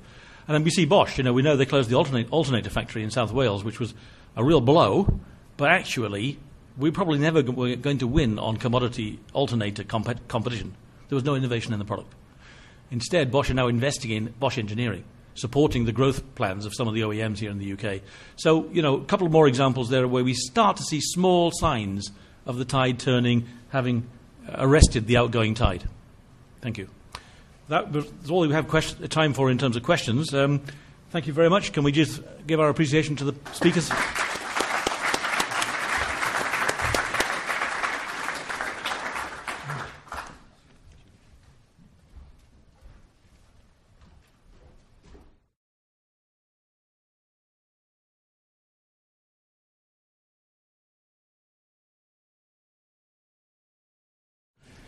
But a number of companies, and probably none more notable at the moment than MacLaren, have taken all of that learning and innovation that is mandatory for success on the track and brought it into a road car application.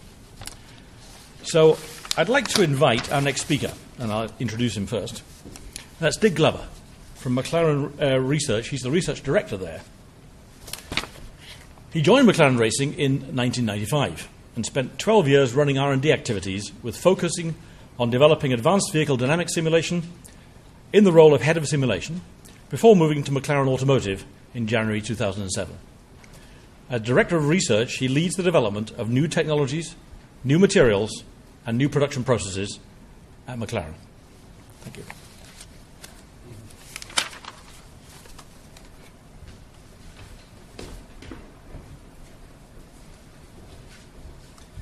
Thank you, Richard, and good afternoon, ladies and gentlemen. Let me just see if I can find my presentation first.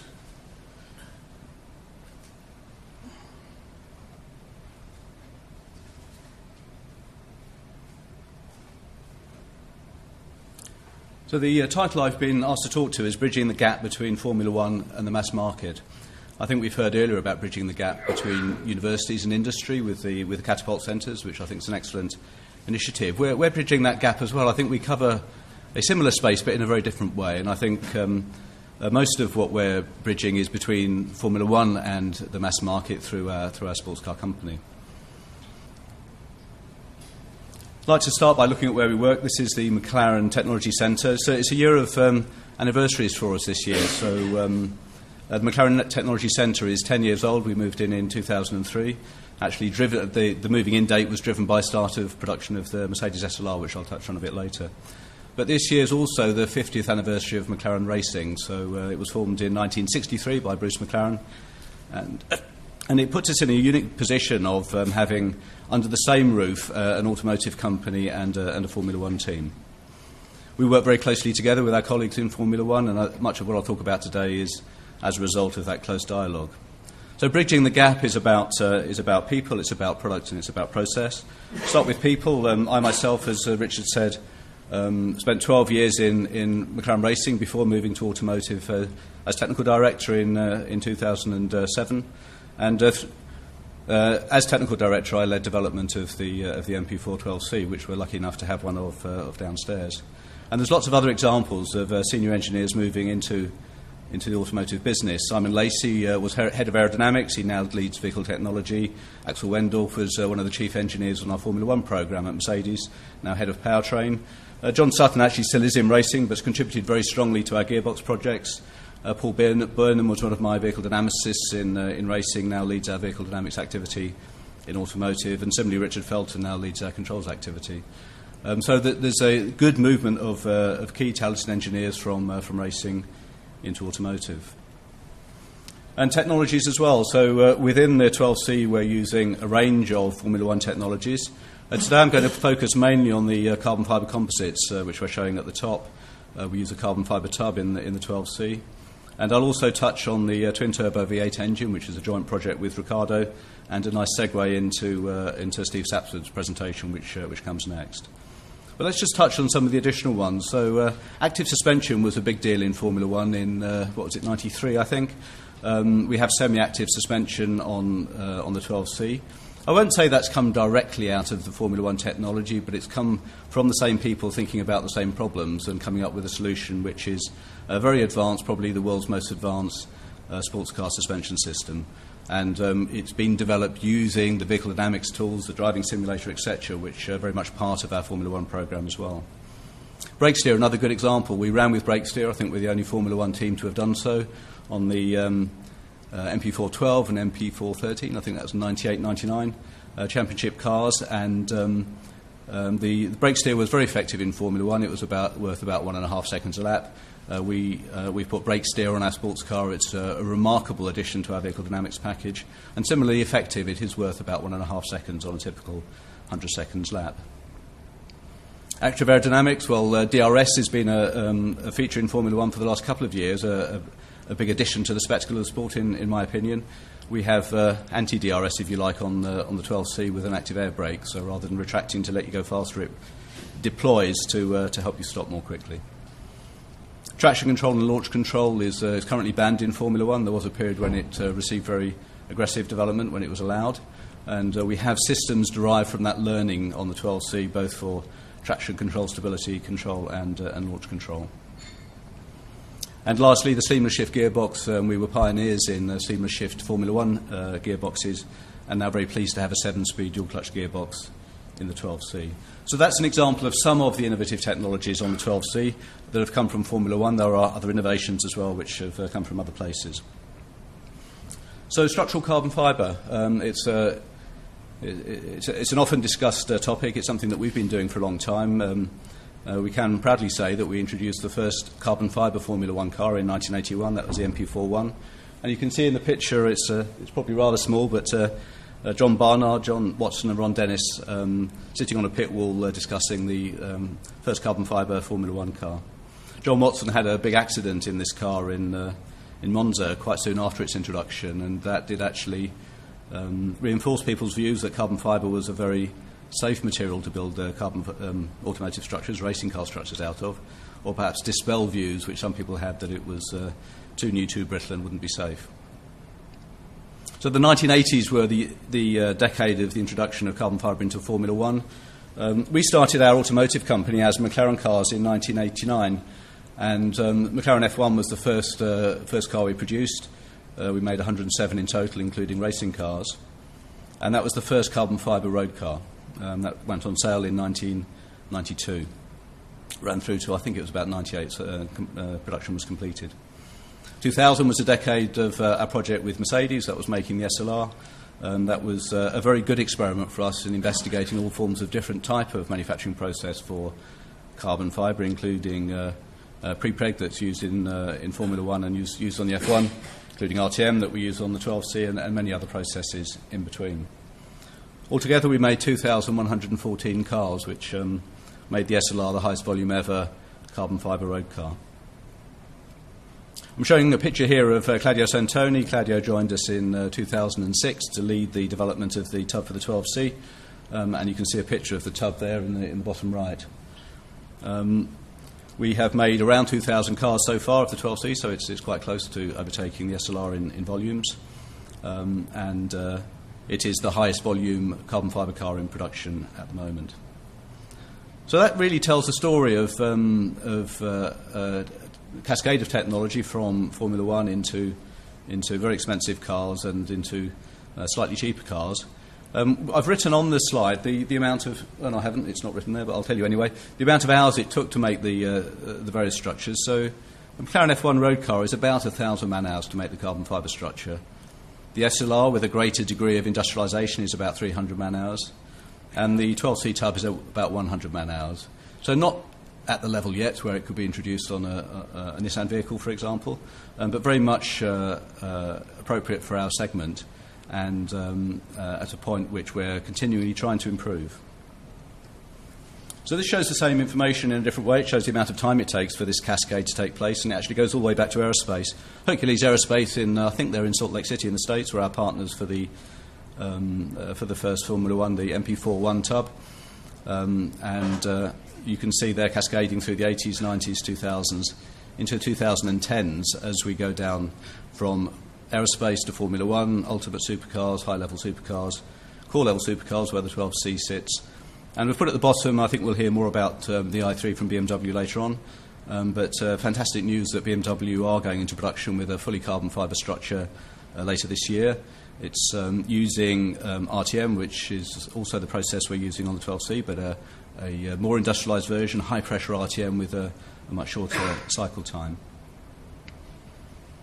So you can see it takes time, and for the last 31 years, McLaren has not made anything other than carbon fibre racing cars and carbon fibre road cars, and over that 31-year period, people have been getting used to the idea. People have been doing a lot of very good research, and for BMW to be in production later this year in a high-volume segment with a car which I believe will sell at about 30,000 units a year is a real achievement for them, and I think makes me feel good that we've been working on that technology over the last 30 or 40 years.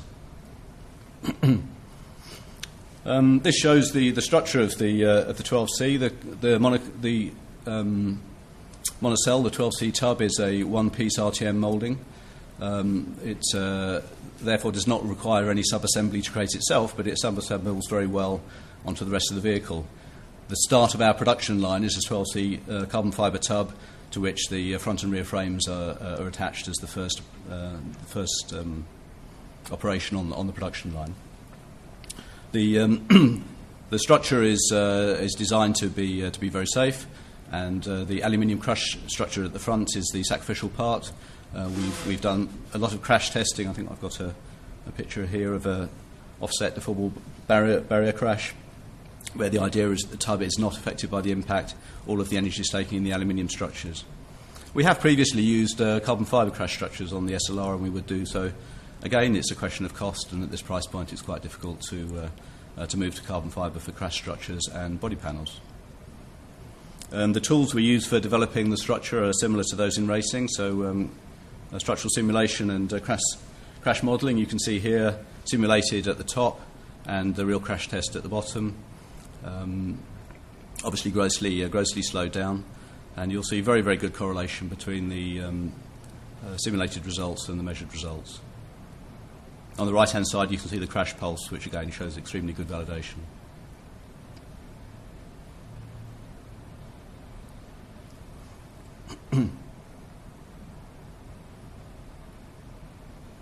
So that's what I want to say about carbon fibre. I think we have formed a very good bridge from aerospace through Formula One into our segment, and it's great to see it going on into the mass market segment as well.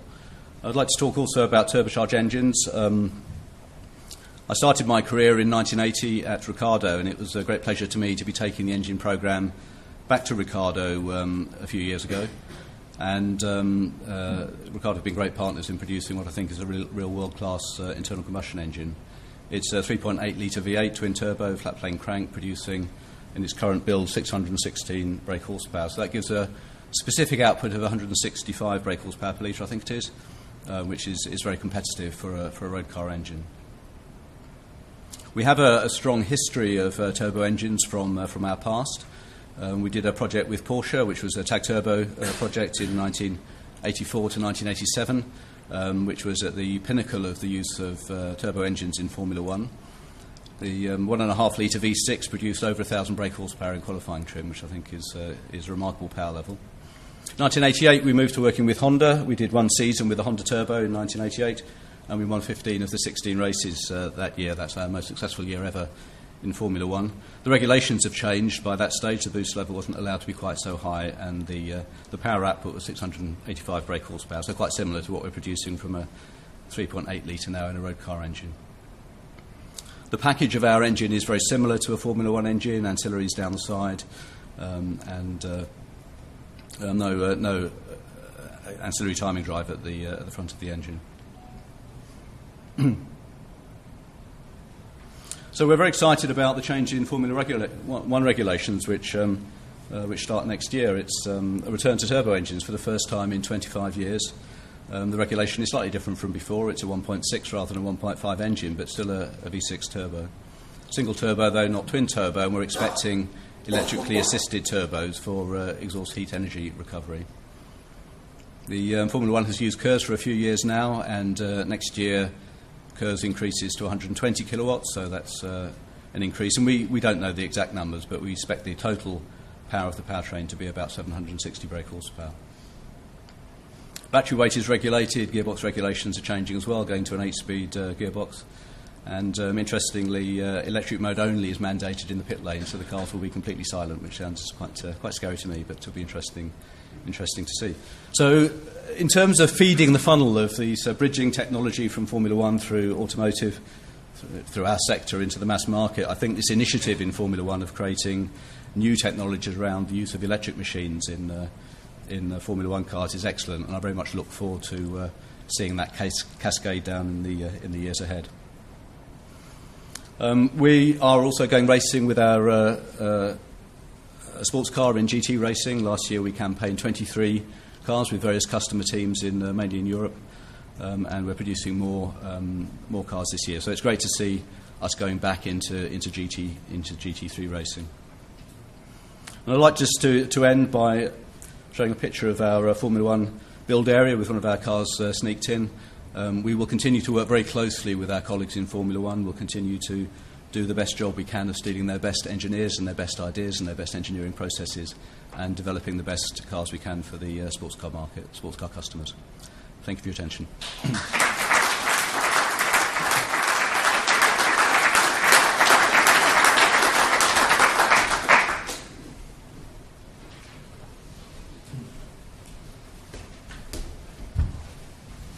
I'd like to introduce our next speaker now. It's Stephen Sapsford, who's the Global Market Sector Director from High Performance Vehicles and Motorsport in Ricardo. He joined Ricardo in 1986 after graduating in mechanical engineering from Southampton University, and has since worked in a range of roles, starting initially in one-dimensional gas dynamic simulation.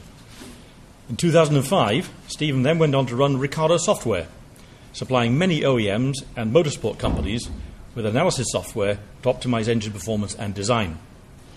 In 2007, he was promoted to Global Product Group Director for all gasoline engine business. And in 2010, he became Global Market Sector Director for High Performance Vehicles Motorsport. Stephen. I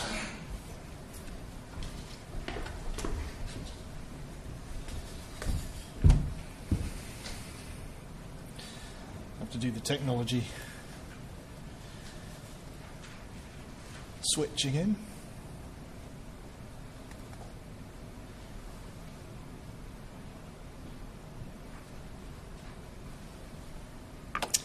Well, good afternoon, everybody. Thank you, Richard, for that introduction. Thank you for the opportunity to talk to you today. I'm going to talk to you about future low-carbon powertrains, specifically for high-performance vehicles. But before we do that, I'd like to just tell you the sort of contents of the presentation. First couple of slides just look at some of the routes available to reduce carbon generally, and some of the associated risks. And I noticed Lord Drayson actually mentioned some of the hype that gets around certain technologies and then what happens, and I've got an illustration of that. I'll then touch on technology roadmaps and how they affect high-performance vehicles. We'll talk about energy storage options, particularly interesting as to when you're making the choices between do I need a lot of energy on board, which usually means range, or do I need power. Future high-performance technologies and motorsport options, and I'll show you two specific case studies of things that aren't batteries, and then we'll try and draw some conclusions. So there are many technical options to reduce carbon from vehicles. So moving from a conventional vehicle to a low-carbon vehicle, we can either improve the vehicle energy efficiency, so how well do we use what we've got on board, or we can actually reduce the amount of carbon in the fuel in some form. In terms of improving the overall vehicle efficiency, then you can see behind me here that there's the sort of things we normally expect to see in terms of downsized, boosted engines, better control systems, combination with hybrids and low-loss transmissions and those sorts of things.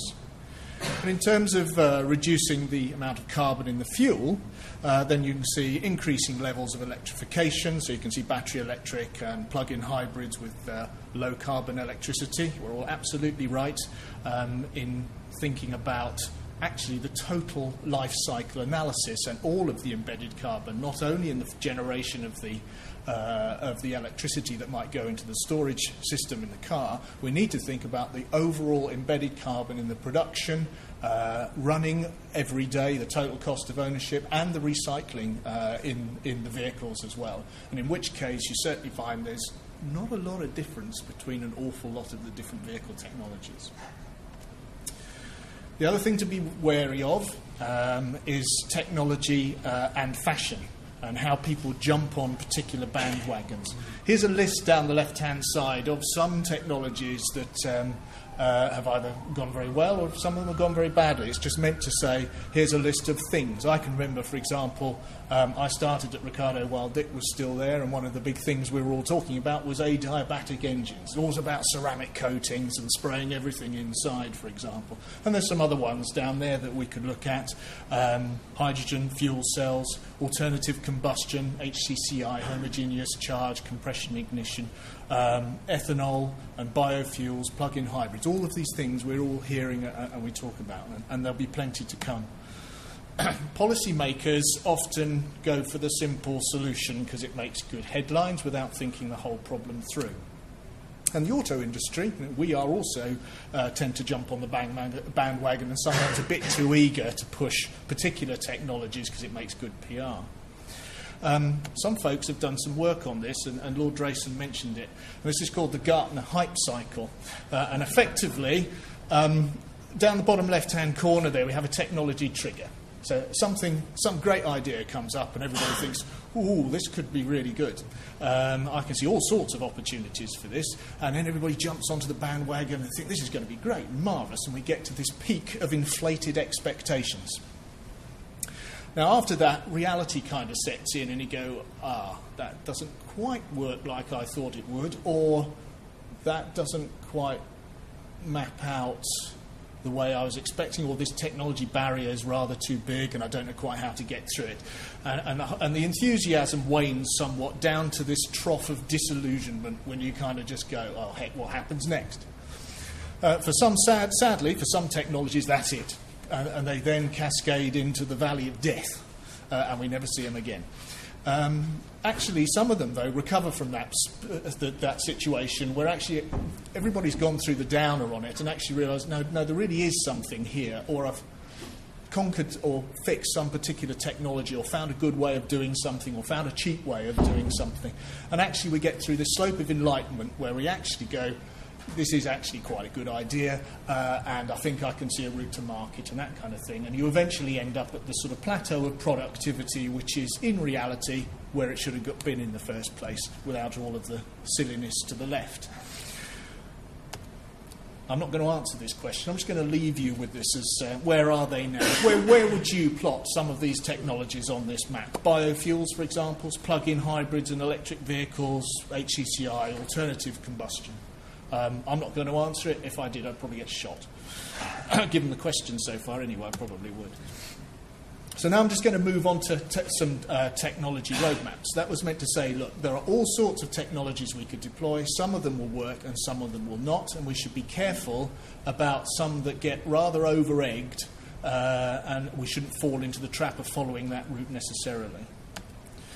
So we have some illustrious members from the UK Automotive Council here, so I thought I'd better show the UK Automotive Council technology roadmap. So this is what is on the screen behind me here. And this is effectively trying to put out in broad terms the future as we see it in terms of low-carbon vehicles. So the blues are gradually moving up to the right, show an increasing level of electrification. That is inevitable. That is what will happen. We will get more electrification. starting from sort of mild and micro hybrids to full hybrids to plug-ins to then a mass EV technology and even fuel cell and hydrogen-based economies. So the roadmap does not assume that we know everything. It allows the freedom to go, this is where we think it ought to go or where it could go. But there are some big steps we need to overcome, and those are things that are rather glibly dealt with as energy storage breakthrough. I don't know where it's going to come from, but there's loads of people working on them. But I think what is important is those two little grey bars at the bottom. Which is actually, we will have to continue chipping away on internal combustion engine efficiencies, in transmission improvements, vehicle weight and drag. They will be there for a long time yet, supplemented increasingly by various forms of electrification. So electrification, though, is a continuum. There are on all sorts of levels of electrification. Don't worry, I'm not going to present the entire slide, but it goes from micro-hybrid at the top left-hand corner, which is the kind of things that are sort of more around now, suited to urban delivery vans, gasoline city cars, etc., that have stop-go and some smart charging. Increasingly, we'll see 48-volt based micro-hybrid, where we actually have enough volts floating around to get some useful torque assist. Similar applications, but probably going to be the major growth area. Then we have the sort of mild and full hybrids sitting in the middle, which tend to have increasing quantities of batteries around and therefore tend to be expensive, all the way through to the full electric vehicle. And we're sort of there, farewell to the internal combustion engine or not. We'll have to wait and see how that all pans out, but interesting nonetheless. So increasing levels of electrification. Where does this fit for high-performance vehicles, cars like the 12C that Dick just showed us now? In my view, we're going to end up mostly around the full hybrids, and that's not necessarily for the CO2 benefit, because actually what we're after is what can I do through hybridization to increase vehicle performance. We talked about cars have to be exciting, and in this niche, it's what can I do using all of this technology to make the car even more fun, and I get a CO2 benefit as well. One of the benefits of things like the full hybrid, we talked about having to be marketeers. Somebody said we needed to be marketeers as well. EVs all perceived to be a bit dull. Well, actually, stick it in a supercar and call it stealth mode, and it suddenly becomes much more fun and sexy, doesn't it? So in terms of the combination of electrification now with the internal combustion engine, if you accept my premise that that will continue, in the short term, most of the focus is still on improving engines, so boosting, downsizing, improving low-end torque, with various levels of electrification shown in that green box. In the medium term, we will still continue to push the engine technology some more, but electrification now becoming more important with 48-volt systems particularly, plug-ins for premium products and niche vehicles, and EVs for city vehicles. And in the longer term, then actually the electrification is the dominant part, but we will still continue to have very high specific output internal combustion engines, either as range extenders or advanced auxiliary power units or that sort of thing. So over the period we'll get an increasing level of electrification.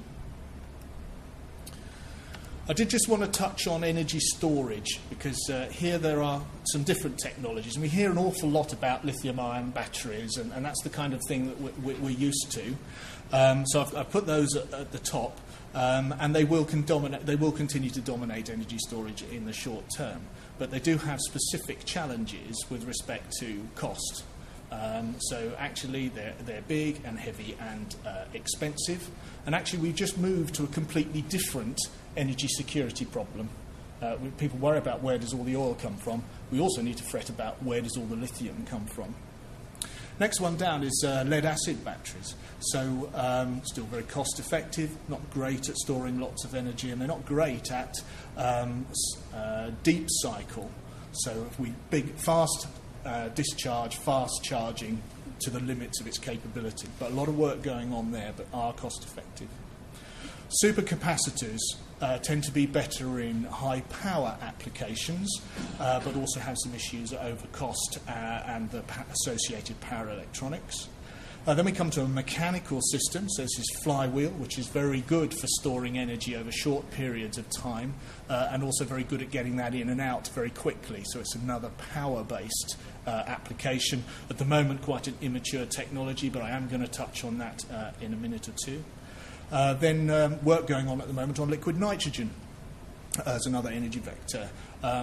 High specific energy, actually relatively low cost, but quite immature, so that's going to be some time away. And finally, compressed air, which is pretty cheap, but it really is a low energy requirement application. And we have this problem that as the tank runs down, the system pressures all vary and the performance changes. But there are some other ways of storing energy. I haven't even written hydraulics down and all of those sorts of things. So there are a number of things that we want to look at, and we'll pick on a couple of those a bit later.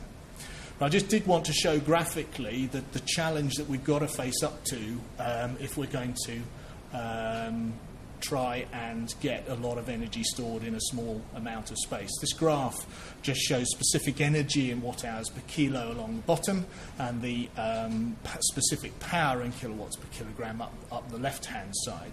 And what you can see, I think, is all of the battery technologies tend to be all clustered along the bottom of the graph. So you've got lead-acid at the left-hand end and the lithium-ion battery chemistries in the middle, near the bottom, and the sort of new lithium-air technologies just off the right-hand edge of the graph.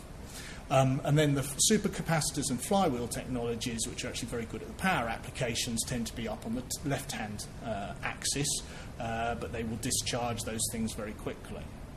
The compressed or liquid gases are shown in the middle of the plot, and I think it shows where we need to be working on future chemistries. But that's quite... that all looks quite sensible. You can kind of understand what we might want to do when you show it graphically. Our problem comes when we put on a tank of gasoline, or petrol, or diesel. I'm going to ask the audience. Do you know roughly how many watt-hours per kilogram gasoline sits at? It's not in this room, okay? It's probably 3 or 4 rooms further along to the right-hand end. Yeah? It's at 12,000 watt-hours per kilogram. Okay, so we've got a scale of 400. So we're in the next building in terms of energy density. And on specific power, well, you get a tank of gasoline and throw a match in, it tends to explode. So that is quite a short time frame. So that's an awful lot of power as well. So it's way, way up in the top right-hand corner. I'm not trying to say, therefore, we should keep using gasoline. What I'm trying to say is that's the scale of the problem we have to fix if we're going to get some alternative energy vectors. Let's talk about some high-performance vehicles. So most high-performance vehicles are mid-engined. So I'm just showing a sketch here of how you might use some electrically based technology for high performance. In this particular example, I'm showing a mid-engined car, and there's an electric motor driving into the gearbox. They'll probably be clutched on either side of that motor drive.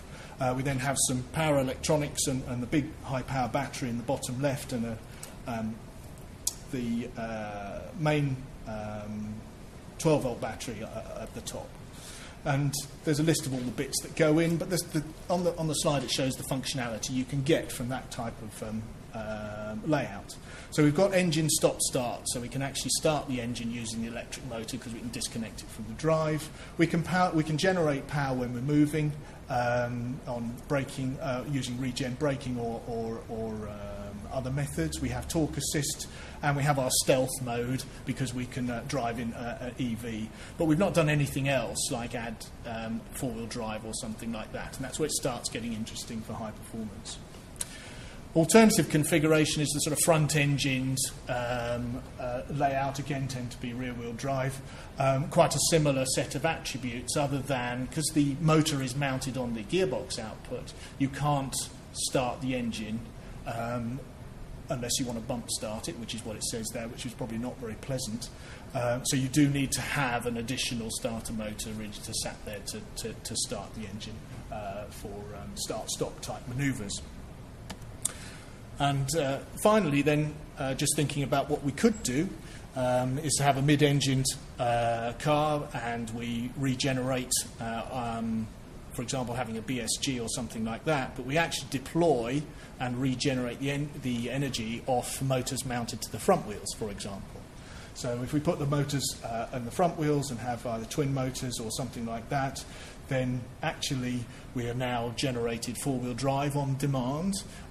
We start to get some torque vectoring capability, because we can now distribute torque around for the different wheels, and still maintaining the sort of EV mode, stealth mode. So those are some ways that you could think about deploying hybrid-type technology, but in high-performance vehicles. And certainly this sort of layout certainly starts to add terrific performance capability to the vehicle in terms of traction, but we have to bear in mind we're also carrying around 100 kilos or more of batteries, which doesn't help. So the other kinds of technology I just wanted to mention very quickly, I talked about this slide earlier, I'm just going to pick out supercaps and flywheels as some alternative future technologies that might get deployed in these types of vehicles. And the reason I picked those is that really high-performance vehicles, if you imagine a track-based usage, it's hard braking and it's hard acceleration. So it's about lots of energy going into the energy storage system. I want it in and out really quickly. So that tends to drive you to a power-based solution rather than a range-based solution like a battery. So this is some applications of that. Now, Ford Focus, not usually known as a high-performance vehicle, but I'm going to ask you to stretch that in this particular guise. This is the 3-cylinder 1-litre turbocharged engine currently in the Ford Focus. This was a TSB. We talked about Technology Strategy Board funding. This was a TSB-funded program that we did in conjunction with some partners, including Ford and Imperial and CPT, where we take the 3-cylinder 1-litre engine and we fit a BSG to that, but instead of just using the BSG as a method of stop-start and providing torque assist, we store that energy in a supercap-based system, and then we release that energy by powering an electric supercharger. So rather than just putting that energy directly into the drivetrain, like I showed you in the previous pictures, we're actually putting it into a boosting system. And that way we get a kind of thermodynamic multiplier through the engine. So if I put in 2 or 3 kilowatts into the boosting system, I can get 10 odd kilowatts out of the crankshaft. The way it works, BSG will start the engine. Under acceleration, though, the electric supercharger kicks in to provide lots of bottom-end torque whilst the turbocharger spools up and then moves on to conventional turbocharger operation. In cruising, we can recover energy and charge the system, and under decel, we can recover energy and charge the system. This just shows some torque curves. When we ran the program, you could get a Ford Focus with a 2-litre Duratec in it, which you can't now. You could only get the 1.6 EcoBoost as the largest capacity, but that's the engine we were comparing to as the green line. And our high boost engine, this is the 1-litre 3-cylinder engine, is shown in blue. When we add the electric supercharger, there's a big increase in bottom-end torque. When we've seen those results, we just thought, okay, well, if I can achieve that result with the electric supercharger, actually I'm not going to fret about matching my turbocharger at the speed I have. I'm going to go mad and size the turbocharger for performance, put a much bigger turbo, get an improvement in fuel economy through reduced pumping losses, and the torque curve that we get out of that engine is shown in the purple line there. So this is a little 1-litre engine producing 260 newton metres, that's a 33 bar BMEP. And then we fill in the bottom end with torque assist effectively through the electric supercharger. So what we've done here is recover a load of energy and store it, and rather than feeding it directly into the drivetrain, we've fed it through as a boosting system. Now, obviously, in order to consume that air, we actually have to burn more fuel. Yeah? So that's not necessarily quite as efficient, but what it enables you to is very aggressively downsize the engine. So this is a 50% downsize from 2-litre to 1-litre. Dick mentioned KERS earlier, so we've got another segue into the presentations here. The introduction of the KERS regulations fueled a lot of research into what are the best answers in terms of developing a kinetic energy recovery system. All the cars are now running an electrically based system, but lots of work was done in 2007 and 2008 to look at all of the available technologies, and one of those was flywheels.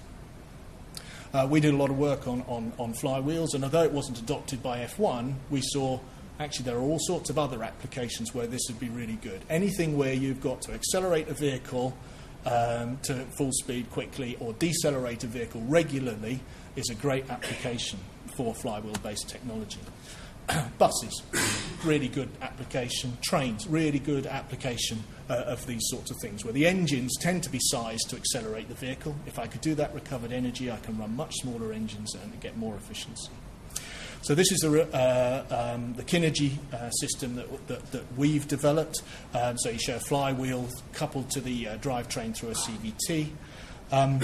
Flywheel's about that big, carbon fibre wound, spinning to about 60,000 RPM. That means you've got to spin them in a vacuum, because actually if they were spinning in air, the tip speed's about Mach 3, it all gets a bit hot. So you have to put them in a vacuum, but you've got to get a shaft in and out, because I'm trying to connect to this energy storage medium. But that means I've got to run, how do I hold this vacuum through the seal? So I've got to run pumps and things to hold the vacuum down, and they're all parasitic losses, and that all takes away efficiency. So some of our bright lads said, I don't want to do that. What I want to do is find a non-contact method of achieving that. And what they came up with was this magnetic coupling. So effectively, there's no physical coupling between the shaft in the flywheel and the output. It's actually done magnetically. So by putting pole pieces in the casting that holds, that is the casing effectively, you can transmit that torque in and out with no contact whatsoever. And it actually had a spin-off benefit. The number of poles you put in, you can control a gear ratio, so it'll create a gear ratio. So you'll notice actually the inner shaft, which is on the flywheel, is spinning faster and in the opposite direction to the outer. We run it at about 6-to-1 reduction. So we're dealing with shaft speeds to the CVTs of 10,000 RPM, not 60,000 RPM, which tends to keep people a bit calmer and they sleep better. But it does offer an overall significant improvement in efficiency, because we haven't got to run a load of pumps, and effectively the flywheel is sealed for life.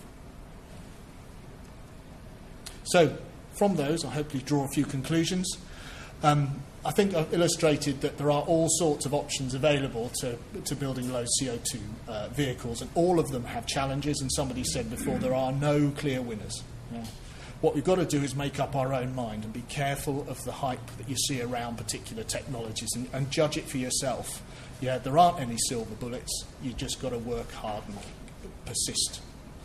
The low-carbon, high-performance vehicles will essentially follow similar trends to the passenger cars, but are likely to select the different technology combinations according to the attributes that they require, which tends to be a power versus energy trade-off. And I think you will see that the way we use that energy will be different. We might put it towards advanced boosting systems, electric-assisted boosting systems, rather than directly into the powertrain. I think one final point, though, is that the high-performance vehicle is focused on using technology that increases overall vehicle performance. If there are methods of adding four-wheel drive, improving traction, making change to ride and handling, and 0 to 60 times, then those are the technologies that will be deployed, such as all-wheel drive, torque vectoring, for example, and of course our stealth mode. Thank you for your attention.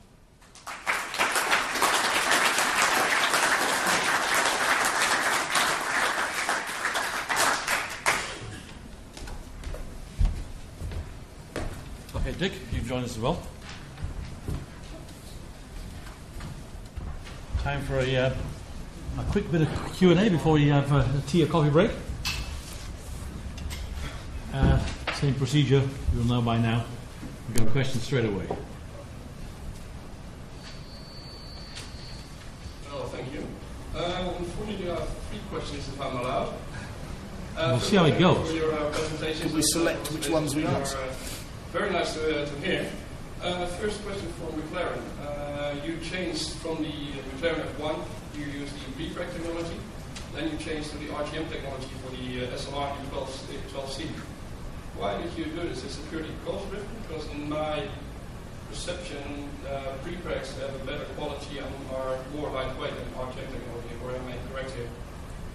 So it's a good question. It is primarily driven by cost. You're quite right. It's very hard to industrialise a process that's based around pre-preg. And so RTM is a very good choice for us to achieve the cycle times that we need with the manpower that we need. You can actually generate very efficient structures using RTM, so it's a bit of a misnomer that pre-preg gives you a better structure. At the end of the day, you can actually get quite high fibre volume fraction in an RTM structure, and that really is what drives the mechanical properties. Second question is the energy storage system currently used in the current system. Is this a lithium-ion-based technology, or do you use Rover caps for this? So I'm just being a little bit cautious as to what we're allowed to say and what we're not allowed to say. I think, as far as I know, there's no Formula One teams using anything apart from lithium-ion technology, but there could be. I'm not sure. Yeah, surprisingly because of the high power involved. Because I've been involved in a race car project where we're using a fuel cell system, and we use Rover caps for the cope with the high power difference. I think what you'll find is that the lithium-ion technology used in Formula One's pushed to a much higher level than would be normally available to other customers. And once you get to that level, actually, it's beyond what ultra-capacitors will achieve. Okay, Like I said, there is, but Le Mans sports cars, so the Audi e-tron is using a flywheel-based technology, and the Toyota R030, whatever that one, use supercaps for Le Mans. Is that the Williams flywheel technology? They use the Williams hybrid power system, yes, simply because it's easy to package, being an electrical coupling to the flywheel system. Okay. One last question for Ricardo. The liquid nitrogen technology, I'm not familiar with it. How does it work? No, nor am I. I knew that was going to come up, and I really wish I'd boned up on that a bit more, but I hadn't. But no, we're running a program at the moment using liquid nitrogen, where effectively you're just expanding liquid nitrogen into the cylinder and extracting the work, but it expands jolly quickly. So I think you have to inject it into something else in the cylinder, but that's the bit I really don't understand, and I'm happy to talk to you afterwards, and all I'm going to do is point you to the right guy to talk to. Good packet of questions. Any more? Yes, we've got one here. Thank you, John.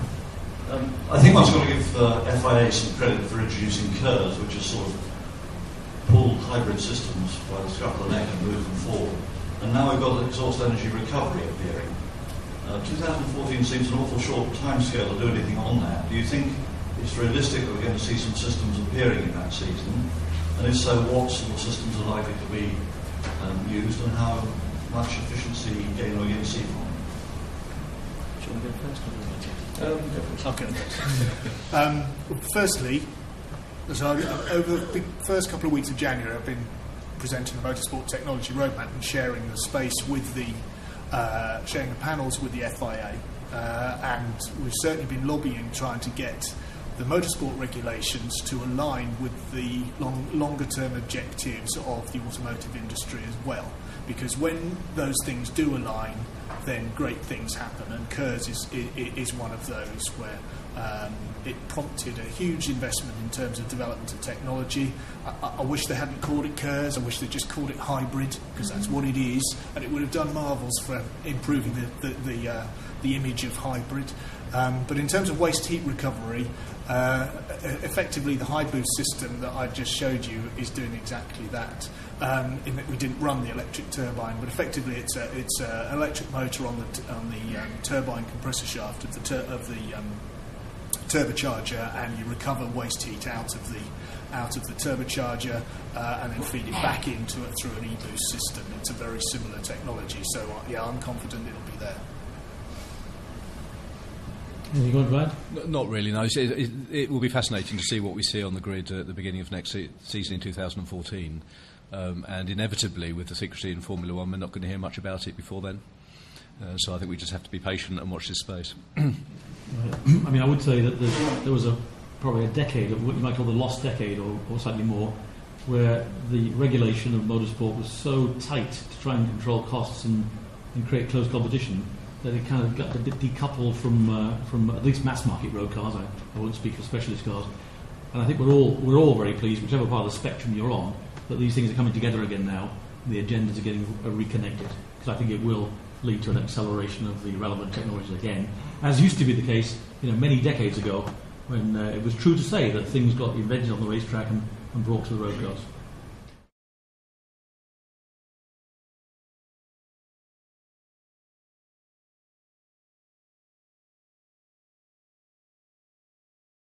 Mark White, who's the Chief Technical Specialist at Jaguar Land Rover, has worked for Jaguar cars for most of his career, since graduating from Coventry University in 1983. Starting in body engineering in 1987, Mark became sports car body and white manager in 1990, leading the development of the XJS facelift and XK8 body programs. And in 1998, Mark took on responsibility for all Jaguar body engineering programs, and in 2002 also took responsibility for Land Rover body engineering, which is a great segue to what he's going to talk about. Mark.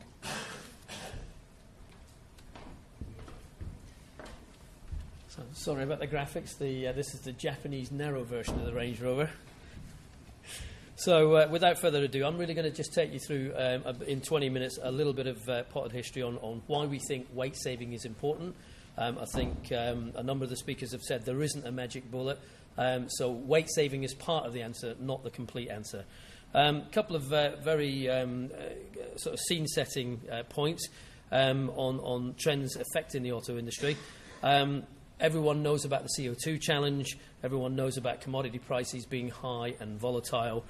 There's also quite a move towards downsizing. So we've gone from the V12s to the V8s. We're now going from V8s to V60s and i4s. And coupled with the downsizing, we've also got hybridization with stop-start and full hybrid systems coming on in most OEMs. Jaguar Land Rover has also seen a move towards more car-like SUVs and the growth in the small premium car market. So that's really part of our focus. And you'd have to be either not watching the news or not reading the newspapers to know that a lot of the growth that we've seen in the UK car industry in exports, especially within JLR, is actually in places like China and India and South America. So UK, Europe and North America pretty much static. Most of the growth is happening in the developing markets. So that's kind of the scene setting. Picking up on CO2 as a topic and why we think we need to be focused on lightweight as well as powertrain. We can see that about 10 years ago there was a different view on what the CO2 should be worldwide, and the gap between the, if you like, the most optimistic and the most pessimistic in the different markets was over 100 grams per kilometre difference.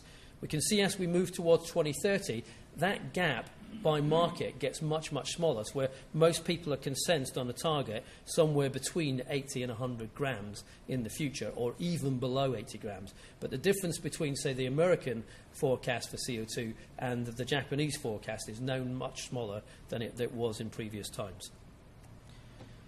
So in terms of the approach by the automotive manufacturers, really it's split into three pillars of wisdom, if you like.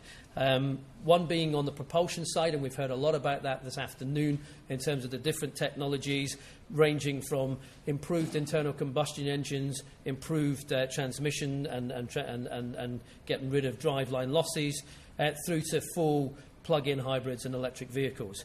But we also believe that those go hand in hand with two other areas that we need to focus on as OEMs. One is weight, and that's not just about body weight, although body has kind of led the charge, having the big, good-looking bracket, as we call it, being one of the heaviest parts on the car. But it really is all about focusing on complete vehicle weight, and hopefully when we talk about the Range Rover, we'll touch on that. And then the third leg of the stool is really the parasitic losses, really improving our overall aerodynamics of our products, improving our losses in powertrain and thermal, and really try to capture some of the energy that right now gets wasted in the internal combustion engine and gets wasted in the overall vehicle. So let's focus in on weight, because that's my my area of interest and hopefully expertise. This is just a bunch of cars plotted onto a graph showing weight along the bottom, CO2 along on the axis, and you can see that petrol engines, diesel engines, and hybrid engine cars all pretty much fit along a reasonable axis relative to the products. And you can see that if basically I've got a 2,000 kilo car and I reduce the weight of that down to 1,500 kilos, suddenly my petrol engine car becomes as fuel efficient and CO2 efficient as my diesel, and my diesel starts to become as efficient or more efficient than my hybrid. So we believe we've got to move away from cars that are circa 2,000 kilograms and above to cars that are 1,500 kilos. And that's in the short term. By 2030, to get down to that 100 grams, we've really got to move down into the 1,000 to 1,500 kilo region for our cars in the future, especially in the premium segment. So that's kind of the logic behind it. But as I say, weight will not get us there by ourselves. That assumes that we're also going to do the aero work and the powertrain work that will contribute to getting even further below that 100 grams. So what are the materials of choice that we can look at? If we take an average body complete of around about 400 kilograms for a D-segment car in steel today, we think there's potential of between 10 and 20% weight out of that body shell in steel today. So we think we can get another 70 to 80 kilograms out of a conventional steel car today using high-strength steels, ultra-high-strength steels such as boron and dual-phase and complex phase. But there is a finite limit, and we've been working with our colleagues at Tata Steel to try and define what that finite limit is, and I think the consensus in the marketplace is it's somewhere between 10 and 20%. To make some significant weight gains, and that's really what we want to do. We want to save at least 100 kilograms on every car going forward that we do, and actual fact target even more than that. We think that we have to use what we call the light metals in the short term. So those are the aluminiums and the magnesiums. But clearly, as you start to use more and more of the light metals, you have to look at the cost relative to your baseline cost of steel. Because as we heard from one of our earlier speakers, it's not about just innovation. It has to be about innovation and value. And that's why really the car industry hasn't rushed towards the composites just yet in the mass market. Yes, we've heard from MacLaren about composites and how that can make really efficient lightweight structures. We believe that composite structures can get us another 20% out of the weight of a body over something like an aluminium body shell. But right now, that's at probably somewhere between 10 and 20 times the cost of a steel body. So clearly, we've got to go work on the value of that. And even with the best route map that we've got today, we still think that's somewhere between 5 and 6 times the cost of a steel body in the 2030 timeframe. But you can see significant weight saves over a conventional steel body if we can realise those light metals and composite bodies. But it's not just about saving weight. Saving weight per se, and not considering what the environmental impact of that weight saving is, will just address the tailpipe emissions. It won't really be a truly sustainable answer for the future. So making an XJ body the same weight as a Mini is a great idea, but you've got to look at the total energy that you put into the manufacture of that product as well. And that's why we've concentrated not just on weight reduction, but also how much energy it then takes to manufacture that body shell. So by bonding and riveting the structure together, we actually use a considerable amount less energy, up to 60% less energy, making a riveted and bonded car than we would do using resistant spot welding or MIG welding. And the other advantage of doing what we call cold joining technology is we don't require any cooling water or air extraction in the block, so that's a further energy and waste save. But it's not just about the manufacturing side of the picture. We also want to look at the end of life and how much recycled material we're looking at putting into the car. And up to 50% of the sheet metal that's used in the JLR aluminium products is made from recycled material. And we have a roadmap with our supplier to get that up to 75% by 2020. So let's have a look at how we've applied that technology. That's the theory and the reasons behind why we've done this. I just want to pick the new Range Rover as an example of what we've achieved. The new Range Rover is 420 kilograms lighter than the outgoing car for the same performance. Now, when I say the same performance, that's the same 0 to 60 time and the same sort of acceleration. But actually, the car, from an attribute point of view, can do a lot more. So, for example, we are 5-star Euro NCAP. It's just been published by Euro NCAP, so we know it's a very safe car. We also know it's a better car off-road-wise. It's got better departure angles and approach angles and further ground clearance. So we've tried to keep everything a Range Rover was and just add to that, but make it much lighter with much less CO2 and much better fuel consumption. So how much of that is the body? Well, as I said, out of that 420 kilograms, it's not just about the body. We've taken a much more holistic approach from a vehicle point of view. So around about 200 kilograms of the 420 kilograms comes just from the body structure. There's a further bunch of weight from the closures, and then another bunch of weight from the chassis, and that all adds up to, between the body, the closures, and the chassis, to over 300 kilograms.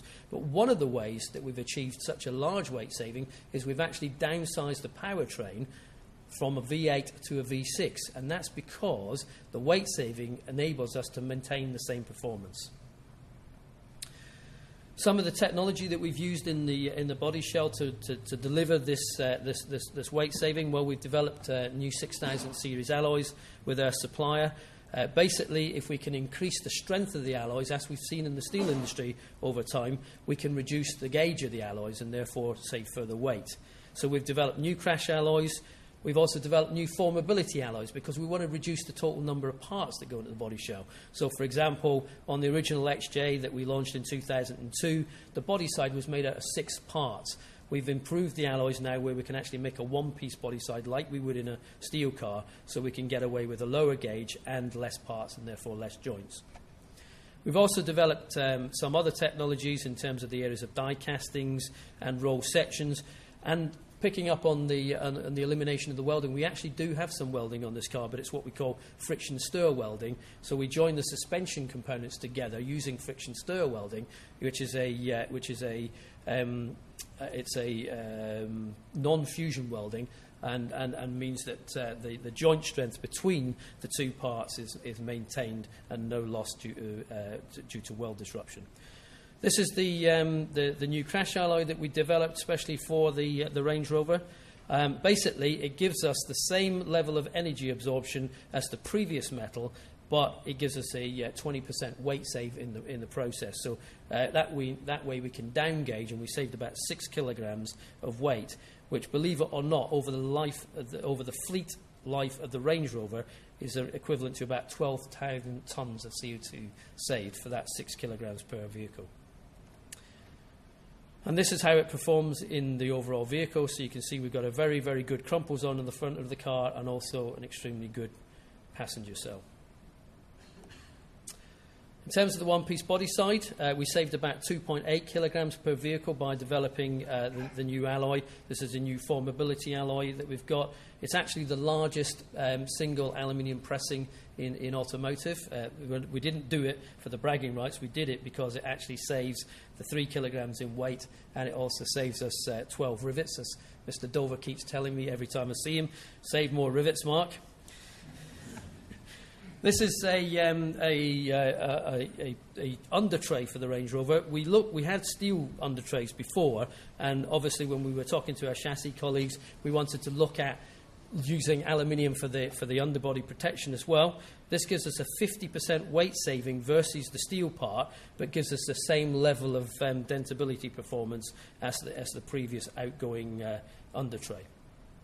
We do this basically by forming the part in its T4 temp or in its normal state, and then we put it through a heat treatment process for about 30 minutes to give it an extra bake harden to give it the same strength as the sort of equivalent steel part. We also use high-pressure die castings throughout the structure. On the table downstairs, you'll see the rear rail of the Range Rover. This is one of the biggest automotive die castings. We're now down at 2.8 millimetre wall thickness with elongations between 12 and 15%. The advantage of the die casting is it gives us a very good local stiff structure, which means it's great for the powertrain mounts and the chassis mounts. That's how we get such great MVH on the vehicle. But we can also quickly go from a very thick section where, for example, the shock absorber is mounted at, say, 8mm, down to 2.5mm in a relatively short space. And Richard Dashwood, being a big fan of magnesium, will be pleased to know that we're using magnesium die castings both for the cross-car beam and the front end carrier. Another world first for the Range Rover is we've actually used roll sections in the car for the first time. The great advantage of using roll sections or extruded profiles is that they have very good utilisation as net shapes if you can keep them close to the finished product. So for things like roof bows, the utilisation on those roll sections is in the 90%, where compared to something like a casting at 60+% or a stamping at something like 50% utilisation, clearly that's very attractive from an energy point of view and a waste point of view. Same for the extruded profiles. We use extruded profiles for the brake master cylinder mounts, for the jacking points on the car, and for things like the front bumper beam and crush cans. So just on a little bit on the joining technology, I mentioned that we don't use any welding. We use what we call self-pierce rivets. So these are all applied robotically in the factory. In a similar cycle time now to a spot weld. We used to say it took us about a second and a half to do a spot weld and 3 seconds to do a rivet. We're now down at around about 2 seconds for a rivet, and we're looking at reducing that time down further so we can get to comparable cycle times as a conventional steel spot welded car. But the real advantage of the rivets is the rivet and the bonding technology gives you a much stronger joint. So instead of having 6,600 spot welds on the previous car, we're down at around about 3,700 rivets on the aluminium car. And in terms of the actual factory itself, as I said, we've looked at the amount of energy that we use in the factory as part of our overall environmental footprint. We've now got what we call a closed-loop recycling centre in Solihull, where we recycle all of the aluminium scrap from the process.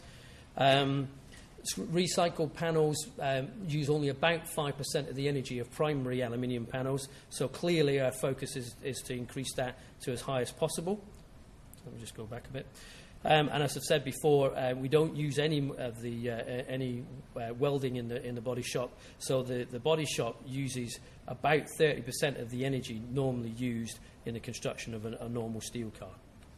So in summary, really we've the focus on weight has brought a lot of benefits to the car. We're introducing a hybrid version of the Range Rover that will be down at 169 grams per kilometre. The fuel economy of the car is improved by over 22% through the weight saving and the powertrain downsizing, and we've got a focus on recycling in the factory. That means that up to 50% currently of our metal is recycled and up to 75% in the future. So what does this mean in terms of environmental? It now means that we save around about 10 tonnes of CO2 per vehicle that we produced versus the outgoing Range Rover. And that means the crossover distance is now down to 40,000 kilometres. That's the point where we're break-even on carbon versus the outgoing car.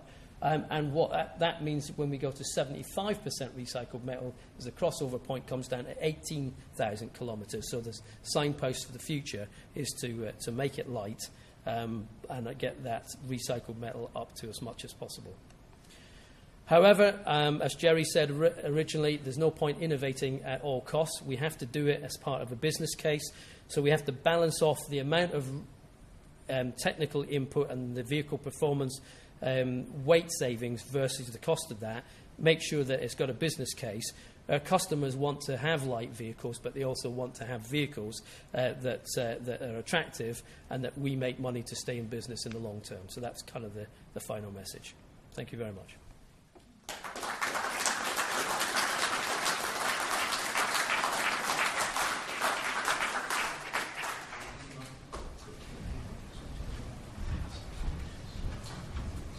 Right.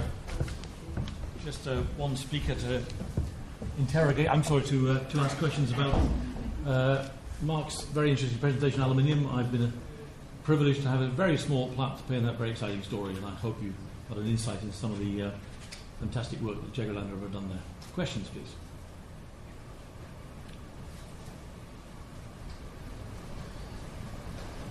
Hi, it's Tom. Quick question.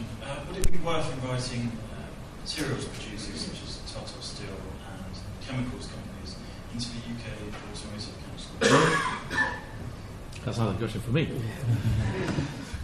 It might well be. What we tend to do is we tend to extend our reach to the through the supply chain, rather than by, if I may use the word, overmanning the main council.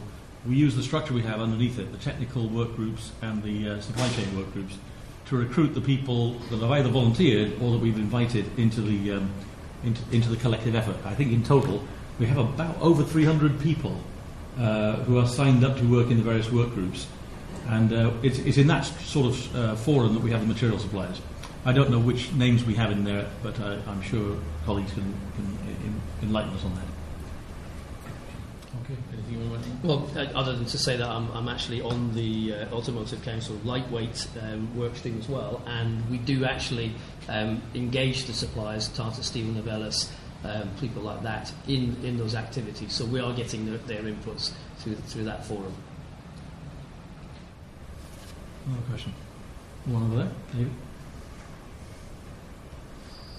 Thank you, David Hughes. Mark, I thought that was an excellent summary of the design aspects. I'd like to just widen the discussion a little bit, because if we're going this way, and it does look to me like we are going this way, I'm interested in the industrial sustainability of aluminium and the opportunities in the UK that may or may not present.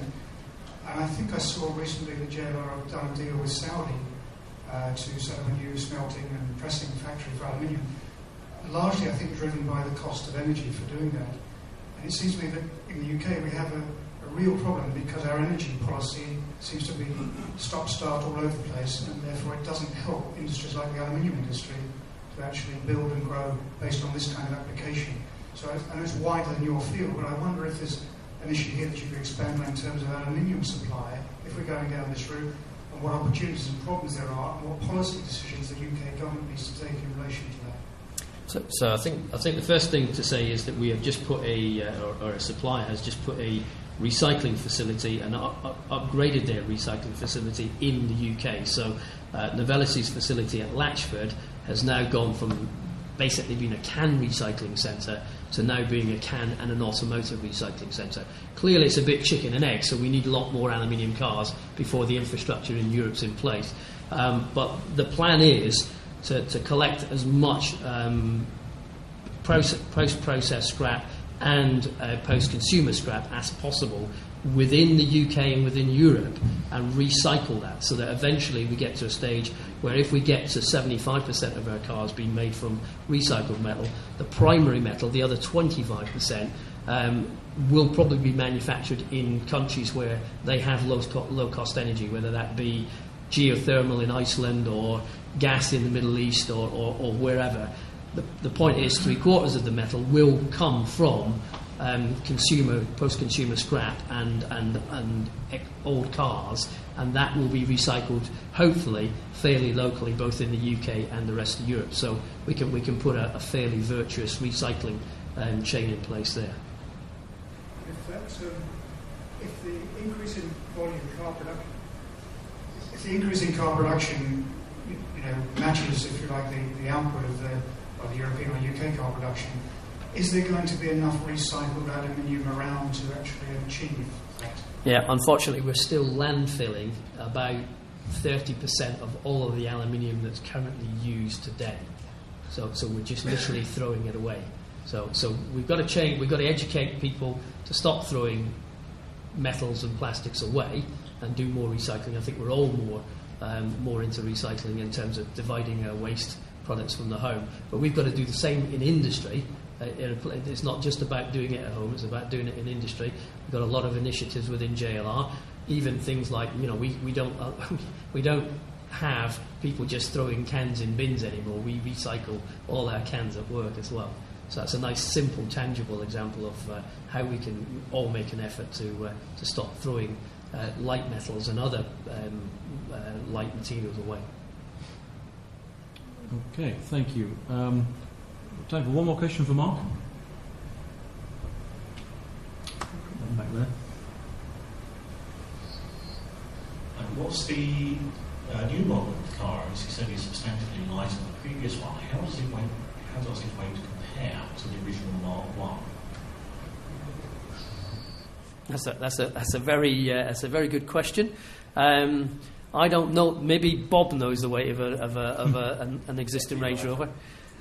But let me just say that if you can't really compare a Mark 1 Range Rover with a Mark 4 Range Rover in the same way you can't compare a Mark 1 Golf with a Mark 5 Golf or a Mark 7 Golf, I think they're on now.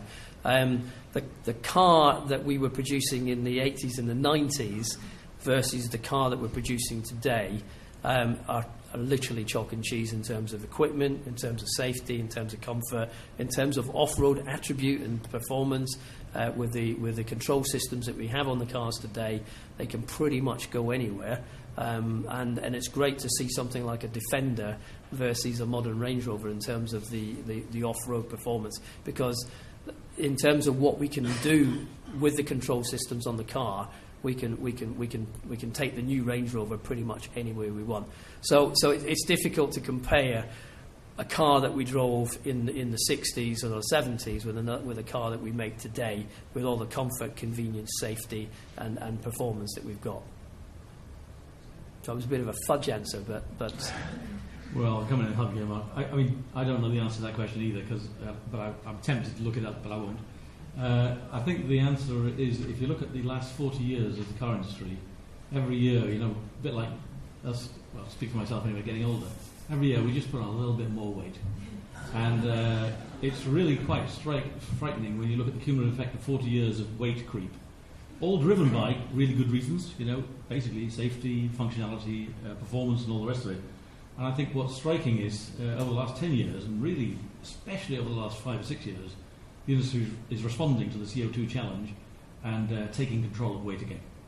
So, this is the key observation for me in this. There's a more spectacular example here, but there are examples of smaller amplitude elsewhere. Ask me the same question, the next generation Range Rover, and hopefully I can say it's lighter. Very good. Thank you very much, Mark.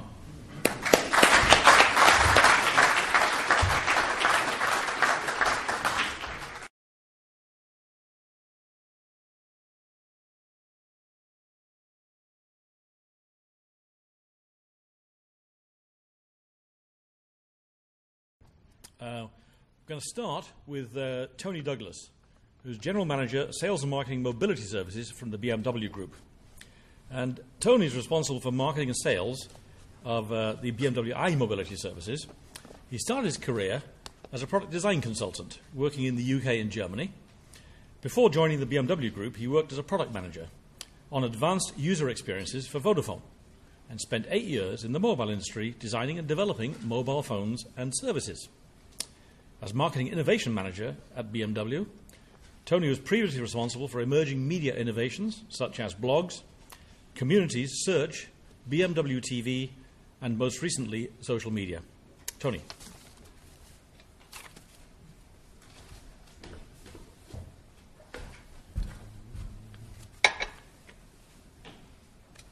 So now for something completely different. First question is, which city is this? This is Munich. This is where BMW is based. But in my eyes, I'm going to talk about mega cities and large cities. And Munich, for anyone who's been there, isn't actually a proper city. I call it Disneyland. And the reason I call it Disneyland is because everything works. And everything's very clean and organised. Most cities aren't. So that's just a slight intro to the topic I'm going to talk about. These are the two bits of hardware. I find it very good that a few colleagues here in the automotive industry already mentioned the i3. It's the first mass production carbon car. So we'll be producing tens of thousands of these each year. Can't say exactly how many tens of thousands, but tens of thousands. And that's a big step. The other big step, I think, just before I get into what we're actually doing today, is that all these initiatives I'm going to show you today all started 5-6 years ago, called Project I. And then we made the big step to sub-brand BMW I. It took a lot of brand managers and a lot of agencies to come up with that I as a name, but eventually we got there, from Project I to the sub-brand BMW I. But BMW I Unlike BMW M, which everyone else knows is also a sub-brand but is for autoband mobility, BMW I is for urban mobility. And there's a good reason for that. It's basically where our customers are. There is a mass movement to urbanisation. So our customers and the money, we are a premium band, they live in the cities. So we have to offer them mobility solutions in the cities. We can't keep on giving them just bigger and bigger, heavier cars. We have to give them smart solutions. And that's part of the whole BMW I story. One of the great things about starting from scratch in a skunk works in a large organisation, and we were a skunk works, we were hidden in the back of Werk 1 at BMW. No one knew we were there. No one really wanted to talk to us. We looked at everything completely new. So basically from the car concept, but from the materials, from the whole architecture of the car, from the production, the drivetrain, even to building a wind farm at our factory in Leipzig. So everything, the whole value chain, was looked at. That was a greenfield, if you had the money and the board said yes, what would you do kind of initiative. Okay, it's not quite as simple as that, but that was the thinking. So we launched this 2 years ago, BMW I sub-brand. It's been mentioned a couple of times today. This stuff doesn't work, and none of this stuff works unless the customer finds it attractive and desirable.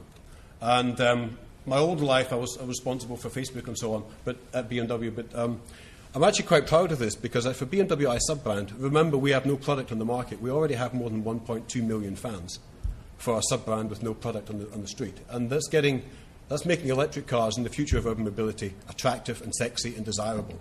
It's getting it out of the university lab in the cellar, no offence, and getting it to a mature, branded consumer offering for the masses on the high street. That's the big challenge. I want to show you some examples. This is the one management chart I have. That's why it's so simple. Is we start in the left-hand corner here at BMW. We've been doing this for a long time. Is offering services in the car. So real-time navigation, smart navigation and so on, radios, download music and so on, even apps into the cars. We've been doing that top left-hand business for a long time. What's new for BMW, and with our colleagues from Daimler as well, getting into the car-sharing business. So we are offering flexible usage for people. Car-sharing is actually just one product that comes out of flexible use. If you can do away with the key, and the car is networked and the consumer is networked, you've actually got a call your own taxi service, you've actually got dynamic fleet management, you've got a whole bunch of smart stuff. And you've got yield management for the car. And that's basically what car sharing and fleet managers really want to do.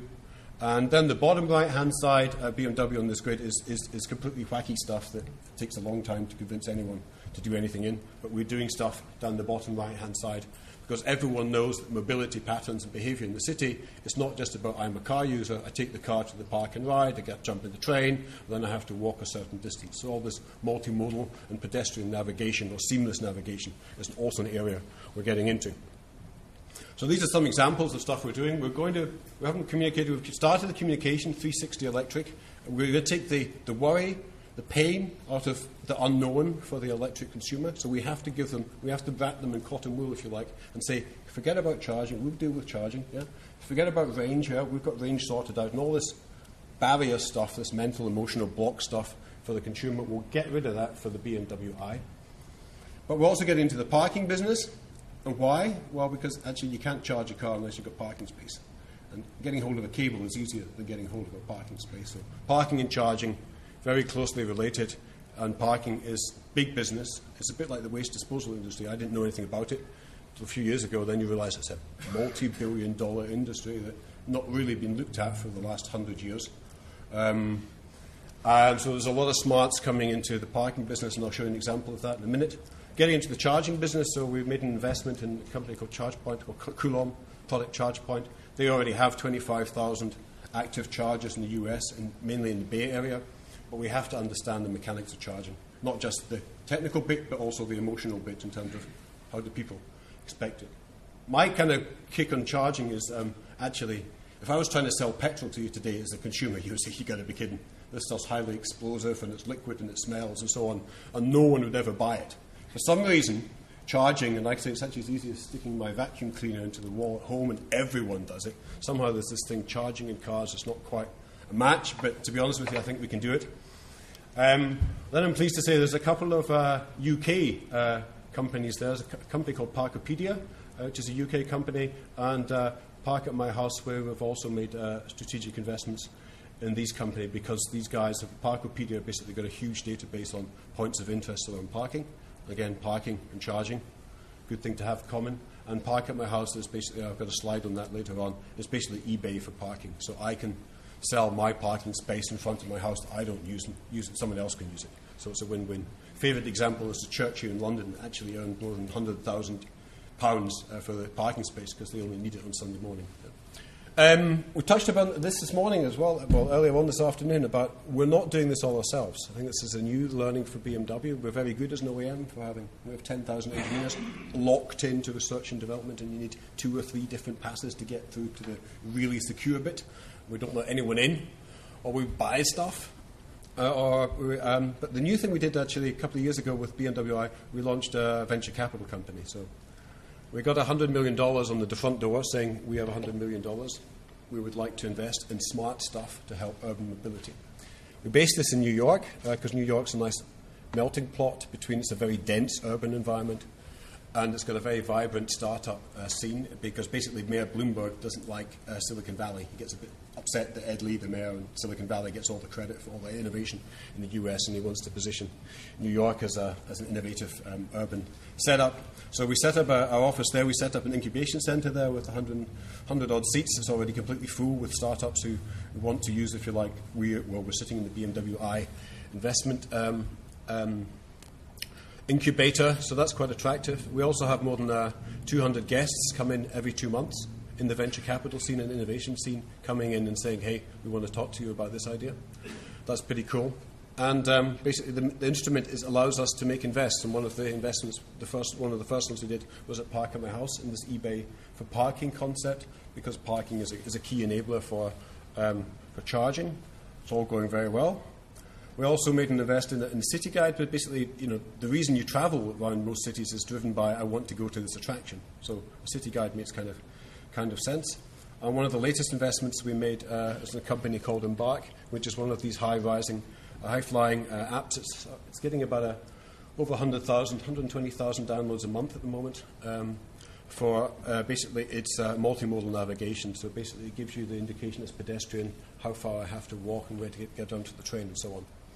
And all this stuff ties together quite nicely in terms of, we've talked about parking, but actually the parking you could see as being like a park and ride or a park and walk hub.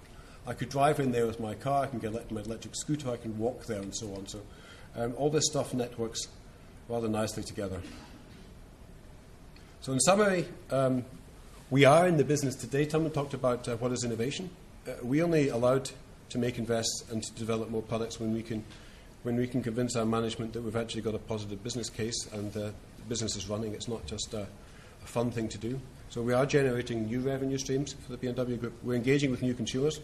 It's also very important, I think, to keep the business fresh and alive. And obviously we're strengthening our new sub-brand, the BMW I, and the goal that we've already started is to be a premium solution for urban mobility and not just as hard enough a supplier of premium hardware. I've got to make the pitch here because just around the corner in Park Lane, 56 Park Lane, we have one of the very first BMW I showrooms where you see the hardware, the whole branding experience and the software coming together. This is the BMW i8, which comes on the market 2014, and the E3, which is here on the right-hand side. As you look at it, end of 2013, the official start of communication is at the Frankfurt Motor Show this year. Thank you very much.